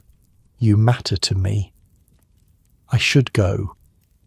The voice comes from the corner, where Ezra has been watching the gift exchange with misty eyes. He's already on his feet, folding the blankets that kept him warm through the night. The storm's broken, he continues.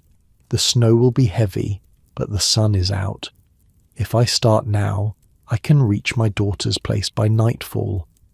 Are you sure? Your mother asks. You could rest another day, recover your strength. I've recovered more than my strength in this house. Ezra's voice is thick with emotion.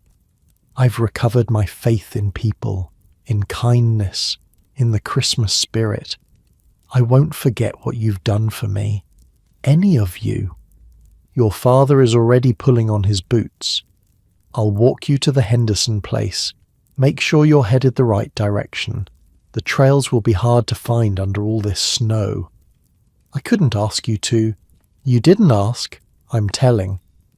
Ezra looks like he might argue, then thinks better of it. He knows frontier hospitality by now. You don't just send a man out into the wilderness alone, not if you can help it. Let me give you something, your mother says. She's packing a bundle, bread and dried meat and a flask of water. For the journey. You've given me too much already. There's no such thing as too much on Christmas. She presses the bundle into his hands and he accepts it with a bow of his head. A formal gesture, old-fashioned, from a time when manners mattered more than survival. Martha tugs on Ezra's coat. Will you come back? The old peddler crouches down to her level, his knees creaking in protest. I don't know, little one. The road doesn't come this way very often, but I'll think about you. Every Christmas, I'll think about the family with the candle in the window, the family who saved an old man's life. You can have this. Martha holds out something small, a button, a wooden button that she found somewhere, one of her treasures. She's offering it to him like it's made of gold. Ezra takes the button and turns it over in his palm. His eyes are shining. I'll keep it always, he says, right next to my firestone. 2 gifts from 2 families who showed me kindness when I needed it most. He tucks the button into his pocket right over his heart. Your father is ready, rifle over his shoulder, hat pulled low. He and Ezra shake hands, a firm grip, the kind of handshake that means something. Thank you, Ezra says, for everything. Thank your luck, your father replies. And that candle, you found us because of that candle. No, Ezra shakes his head. I found you because your family has light, not just in the window, in your hearts. That's what I followed. That's what saved me. He turns to your mother and takes her hand, bowing over it like she's a fine lady in a ballroom instead of a frontier wife in a dirt floor cabin. Mrs. McAdams, it has been an honour. The honour was ours, Mr. Whitmore. Travel safe. Tell your daughter. She hesitates. Tell her you love her. Don't assume she knows. Tell her. Something passes between them, some understanding that you're too young to fully grasp. Something about family and forgiveness, and the things we leave unsaid. I will, Ezra promises, and then he's gone. Out the door, into the brilliant white morning, your father walking beside him. You watch from the window as they make their way through the snow, 2 dark figures against all that white, growing smaller and smaller until they disappear into the trees. The cabin feels different without him, smaller maybe, or larger, like a room that's been rearranged, familiar but strange. Well, your mother says briskly, breaking the spell, we've got a Christmas to finish. Who's hungry? Breakfast is leftover goose, cold but still delicious, and bread toasted over the fire until it's crispy on the edges. There's weak coffee for the adults and warm milk for the children. It's not a feast, it's not a celebration, it's just a family eating together on Christmas morning after surviving another night, and somehow That's enough. Martha is making Rose dance across the table, singing a little song about Christmas and snow and dolls who come alive when no one's watching. Samuel is examining his bear ornament, running his fingers over the tiny carved claws again and again. Baby William is gnawing on a piece of bread, drooling happily, oblivious to everything but his own small world. Jacob is quiet, turning his horse over in his hands, lost in thought. You know what he's thinking about. Yesterday, the blizzard, the moment when he wasn't sure they'd make it home. He'll carry that with him forever. The fear and the cold and the way the world turned white and uncertain. But he'll also carry the horse, the gift from his father, the recognition that he's not a boy anymore. You're quiet too, watching your family, feeling the weight of the star in your pocket. 11 years old, almost grown by frontier standards. A few more years and you might have a family of your own, a cabin of your own, a candle in your own window. But not yet. For now, you're here, with these people, in this place, and that's exactly where you want to be. Your father returns an hour later, stamping snow off his boots, his cheeks red from the cold. He hung back at the tree line to make sure Ezra made it past the worst of the drifts. He's on his way, your father reports. Should reach his daughters before dark if he keeps a good pace. Did he say anything else? Your mother asks. Your father shrugs off his coat and hangs it by the fire to dry. He said thank you about 100 more times. A pause. And he said something about the candle. How in 40 years on the road he's seen a lot of things, good things and bad things, but that light in our window was the most beautiful thing he's ever seen. Your mother doesn't say anything. She just turns back to the fire, but you can see her shoulders shaking slightly. Happy tears, probably. Or maybe just the release of all the tension from the last 2 days. The Henderson smoke is rising, your father adds. Saw it from the ridge. They made it through the night too. We should go visit, Samuel says eagerly. We should tell them about Mr. Whitmore and the wolves and everything. Maybe tomorrow. Let them have their Christmas. We'll have ours. Christmas. The word settles over the cabin like a blessing. You've been so busy surviving you almost forgot what day it was, what it means. The story you read from the Bible last night, about a baby born in a stable, about shepherds and angels and a star in the sky. Your mother starts singing, softly at first, almost to herself, while she tidies up from breakfast. It's a Christmas hymn, one you've heard in church back when you lived close enough to a church to attend. The melody is simple, the words familiar. Silent night, holy night, all is calm, all is bright. Martha picks it up next, her small voice joining your mother's. Then Samuel, slightly off-key but enthusiastic. Then you. Then, surprisingly, Jacob, his voice cracking between boy and man but finding the notes anyway. Your father doesn't sing. He never sings. But he listens, and that's almost the same thing. Sleep in, heavenly peace. Sleep in heavenly peace. The song ends and the cabin is quiet again. But it's a different kind of quiet now.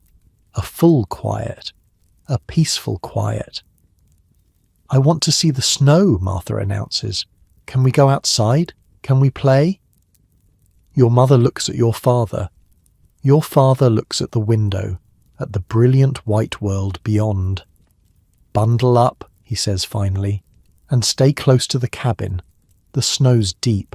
I don't want anyone getting lost. The children scramble for coats and hats and mittens. Even Jacob, who usually pretends to be too old for playing in the snow, is pulling on his boots with barely contained excitement. You help Martha with her buttons, making sure every inch of her is covered. Bring Rose, you tell her. She should see her first Christmas snow. Martha's face lights up. She tucks the corn-cob doll inside her coat, just her yarn-haired head poking out, and follows the others out the door. The snow is up to your waist in places. It's almost impossible to walk. But that doesn't matter. You don't need to walk.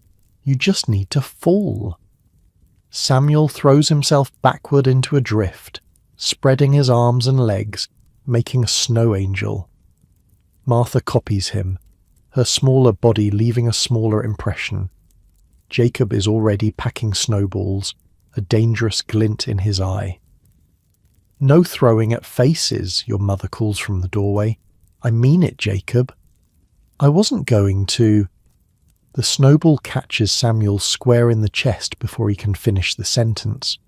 Samuel shrieks with laughter and starts packing his own ammunition. Within seconds, it's chaos. Snow flying everywhere. Children shrieking. Your mother standing in the doorway, shaking her head but smiling. You don't join the fight. Not yet. You're standing at the edge of it all, looking out at the world. The frontier stretches before you, white and wild and beautiful. The trees are heavy with snow, their branches bowed like they're praying. The sky is that impossible blue, so bright it seems to hum. In the distance, you can see the smoke from the Hendersons' chimney, a thin grey line against all that white. Other families, other cabins, other candles in other windows. You're not alone out here. You never were. Even when it feels like you're the only people in the world, there are others, fighting the same fights, surviving the same winters, keeping the same traditions alive. The candle burned out sometime in the night, just a puddle of tallow now, hardened in the windowsill. But it did its job. It brought someone home. Maybe not to his own home, but to a home, and sometimes that's all you need. A snowball hits you in the arm, shattering your thoughts. "Got you," Samuel crows. You bend down, scoop up a handful of snow and join the battle. The war rages for nearly an hour. By the end, everyone is soaked through and shivering, their cheeks red, their breath coming in great white clouds. But they're laughing. Even your father, who came outside at some point and got ambushed by all 4 children at once, is laughing. "Inside," your mother finally orders, "before you all freeze solid." The cabin welcomes you back with warmth and the smell of something cooking. Your mother has put the goose bones on to simmer, starting the broth that will feed you for days. Steam rises from the pot and the whole cabin smells like home. Wet clothes are hung by the fire, dry clothes are put on, hot drinks are pressed into cold hands. The family settles into the rhythm of the day, that comfortable pattern of chores and rest that makes up frontier life. But something is different today. Something is lighter. Martha is playing with Rose in the corner, making up elaborate stories about dolls who go on adventures. Samuel is examining his bear ornament again, already planning where he'll put it when Christmas is over. Jacob is outside with your father, checking on the animals, doing the work that never stops even on holidays. And you're sitting by the fire, the wooden star in your hands, thinking about everything that's happened. The storm that almost killed your father and brother, the candle that saved them, the stranger who stumbled out of the darkness and became for one night part of your family, the gifts made by hand, with love, in the long dark evenings of winter. This is Christmas on the frontier, not the Christmas from stories, with decorated trees and fancy presents and tables groaning with food. Just this, just survival, just family, just light in the darkness. And somehow, it's enough. It's more than enough. It's everything. The day passes the way all good days pass, too quickly. The afternoon sun moves across the sky, turning the snow from white to gold to pink. The children play until they're exhausted, then come inside and play some more.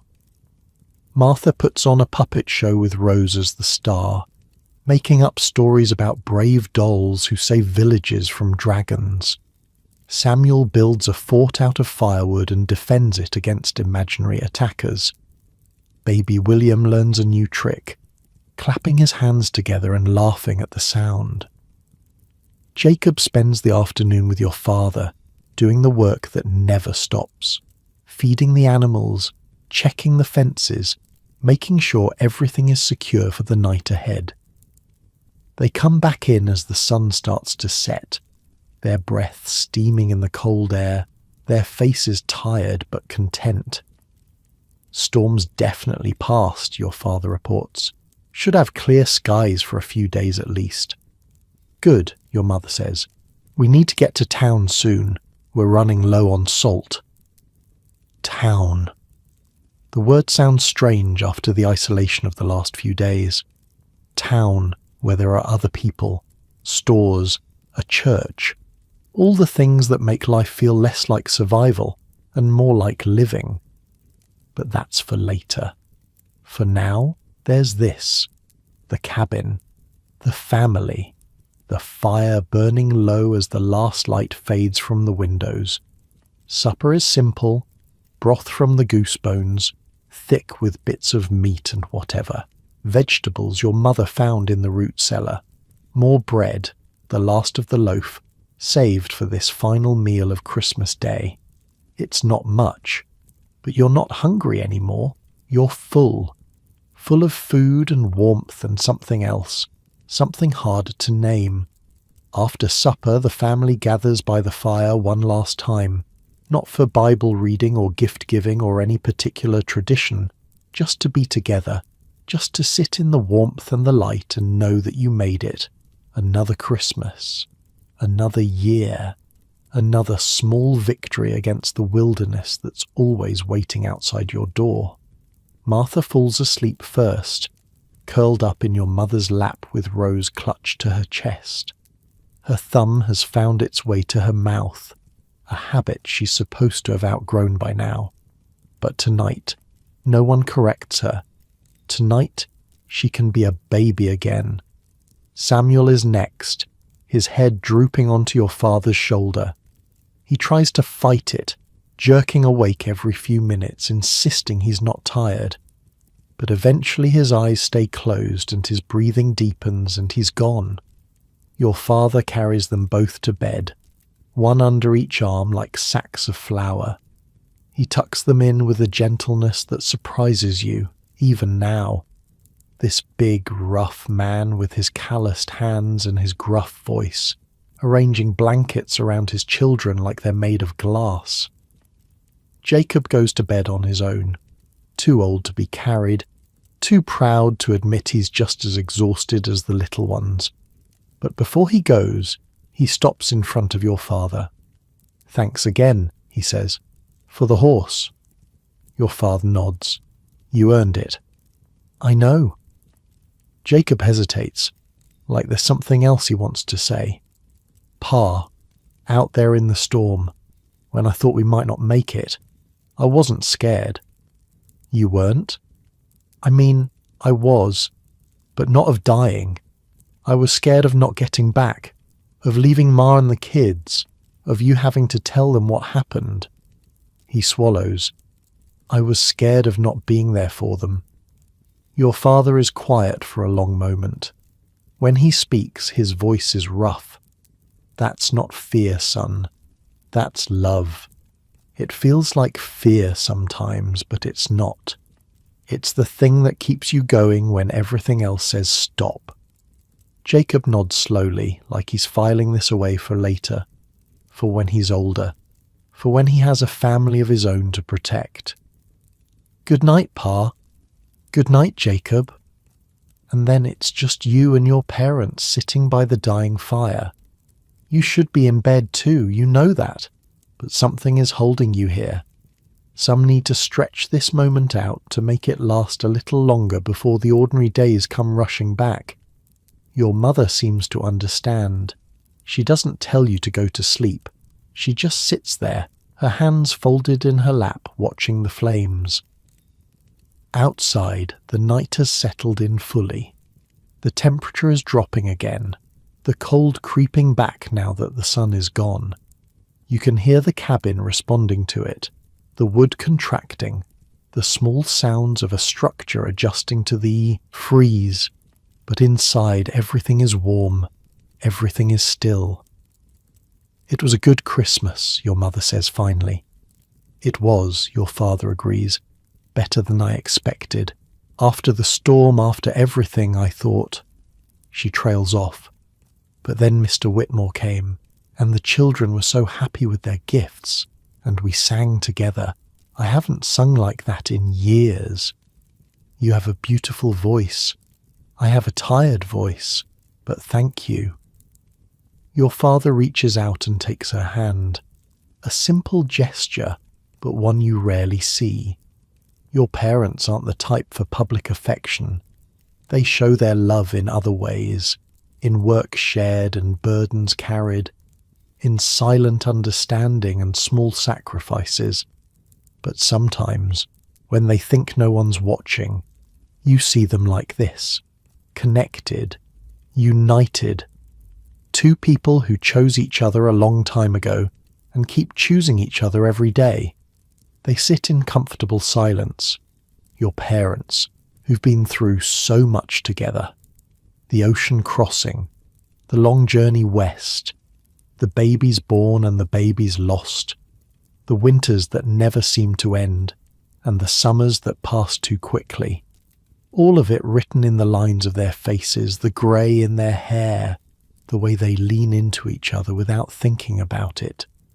Your father's hands are bandaged now. The frostbite from yesterday is already blistering, the skin red and angry. He'll have scars, probably. More marks on a body already covered with the evidence of frontier life. But he doesn't complain. He never complains.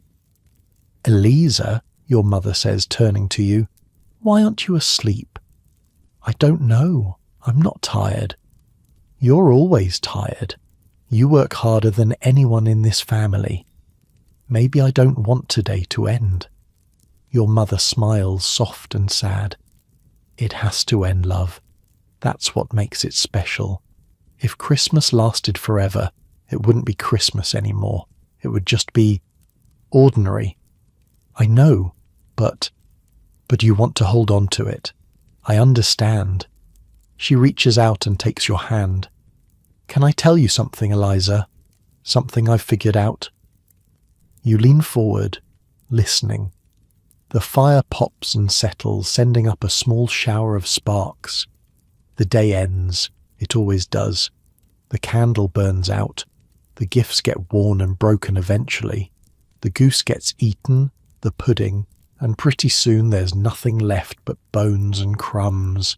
She squeezes your hand. But here's the thing. The love doesn't go away. The memories stay. That feeling you have right now, being here with us, being warm and safe and together, you get to keep that. Nobody can take it from you. Not time, not distance, not anything. You think about that. About the wooden star in your pocket, smooth and warm from your body heat. About Rose the doll, who will be Martha's companion for years to come. About the spoons Jacob made, which will stir countless pots of soup and porridge. About the candle, burned down to nothing, but still glowing in your memory. Your grandmother used to say something. Your mother continues. Back in Ireland, when times were hard, she'd say, the fire goes out, but the warmth remains. I didn't understand it when I was young. I thought it was just something old people said. But now you understand? Now I live it, every day. She looks at the hearth, at the embers pulsing with the last of their heat. Every morning when I wake up, I feel her with me. My mother, my father, my brother who died on the ship. They're gone, Eliza, gone from this world. But the warmth they gave me, that's still here.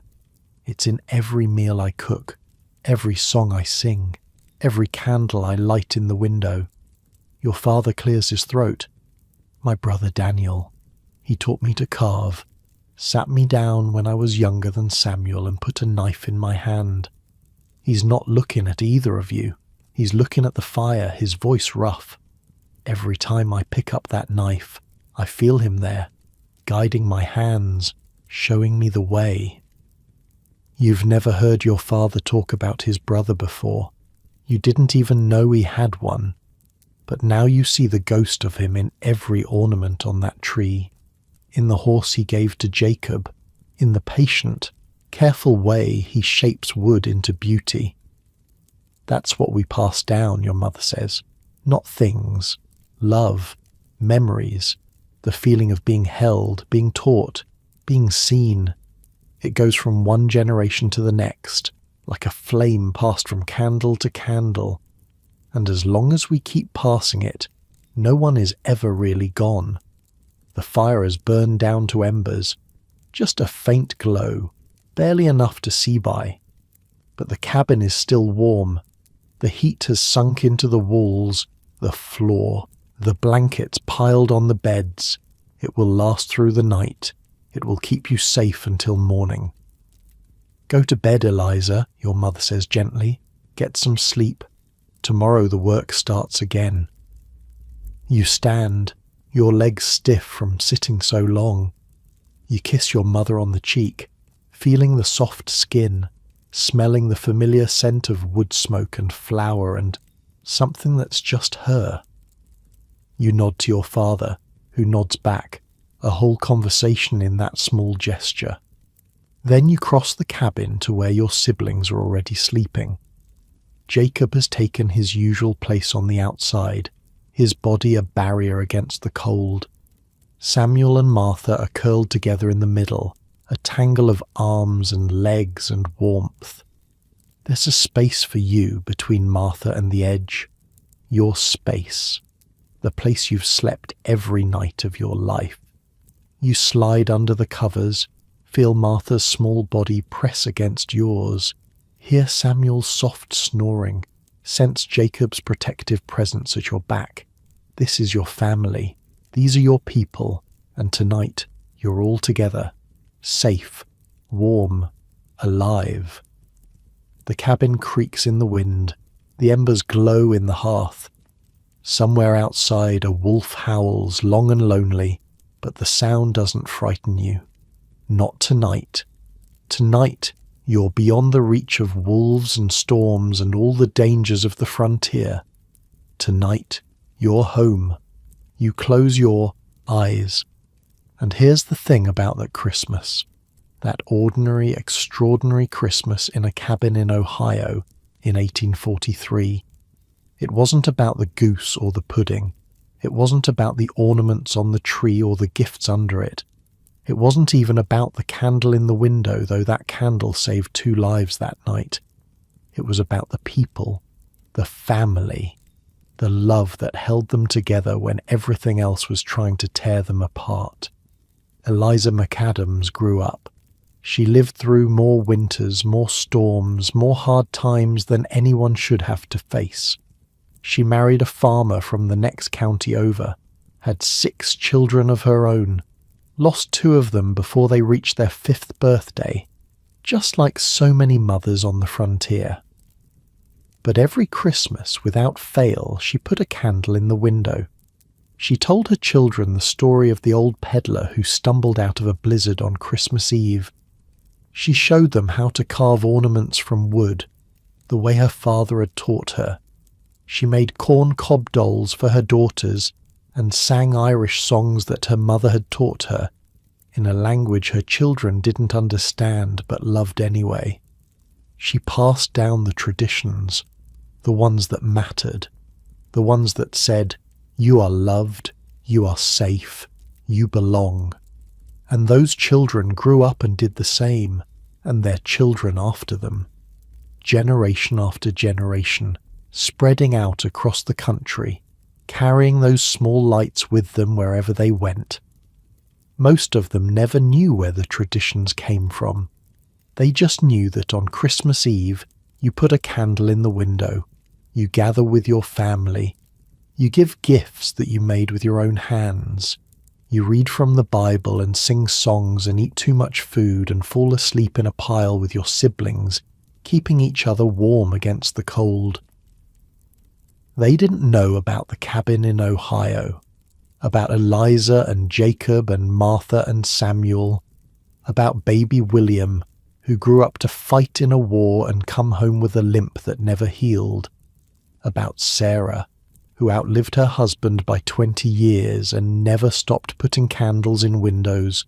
They didn't know, but they carried it anyway. Funny how that works, isn't it? You do something because your mother did it. She did it because her mother did it. And somewhere way back, there's a reason. A real reason. A night when a candle in a window actually saves someone's life. You're lying in your bed right now, comfortable, warm, safe in a way that Eliza couldn't even imagine. You've got heat that doesn't need tending, food that doesn't need rationing, a roof that doesn't creak under the weight of snow. But here's the thing. Somewhere in your family tree way back, there's someone like Eliza, someone who survived a winter they weren't sure they'd make it through. Someone who lit a candle or carved an ornament or made a gift with their own hands because that's all they had to give. That's in you now, whether you know it or not. The cabin in Ohio is long gone, rotted back into the earth.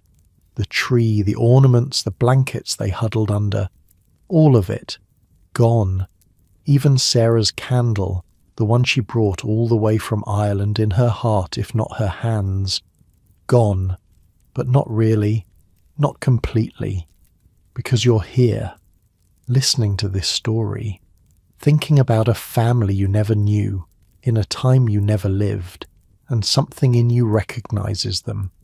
Something in you knows that fire and warmth and the people you love, that's what it all comes down to. That's what it's always been about. So here you are, end of the story, end of Christmas Eve in 1843. Close your eyes if they're not closed already. Feel your bed, your actual bed, the one you're in right now. Feel how soft it is, how warm. Think about how Eliza would have given anything for a bed like yours, a night like yours, this kind of safety. You've got it. You're living it, and somewhere, somehow, Eliza is part of the reason why. Her and a million others like her. All those people who survived the hard winters so their kids could have it a little easier. And their kids after that. All the way down to you. The fire goes out. It always does. But the warmth remains. Sleep now. You've earned it. Maybe not the way Eliza earned it, fighting through blizzards and wolves and all the rest. But you're here. You made it through another day, and tomorrow you'll wake up and do it again. That's all any of us are doing, really.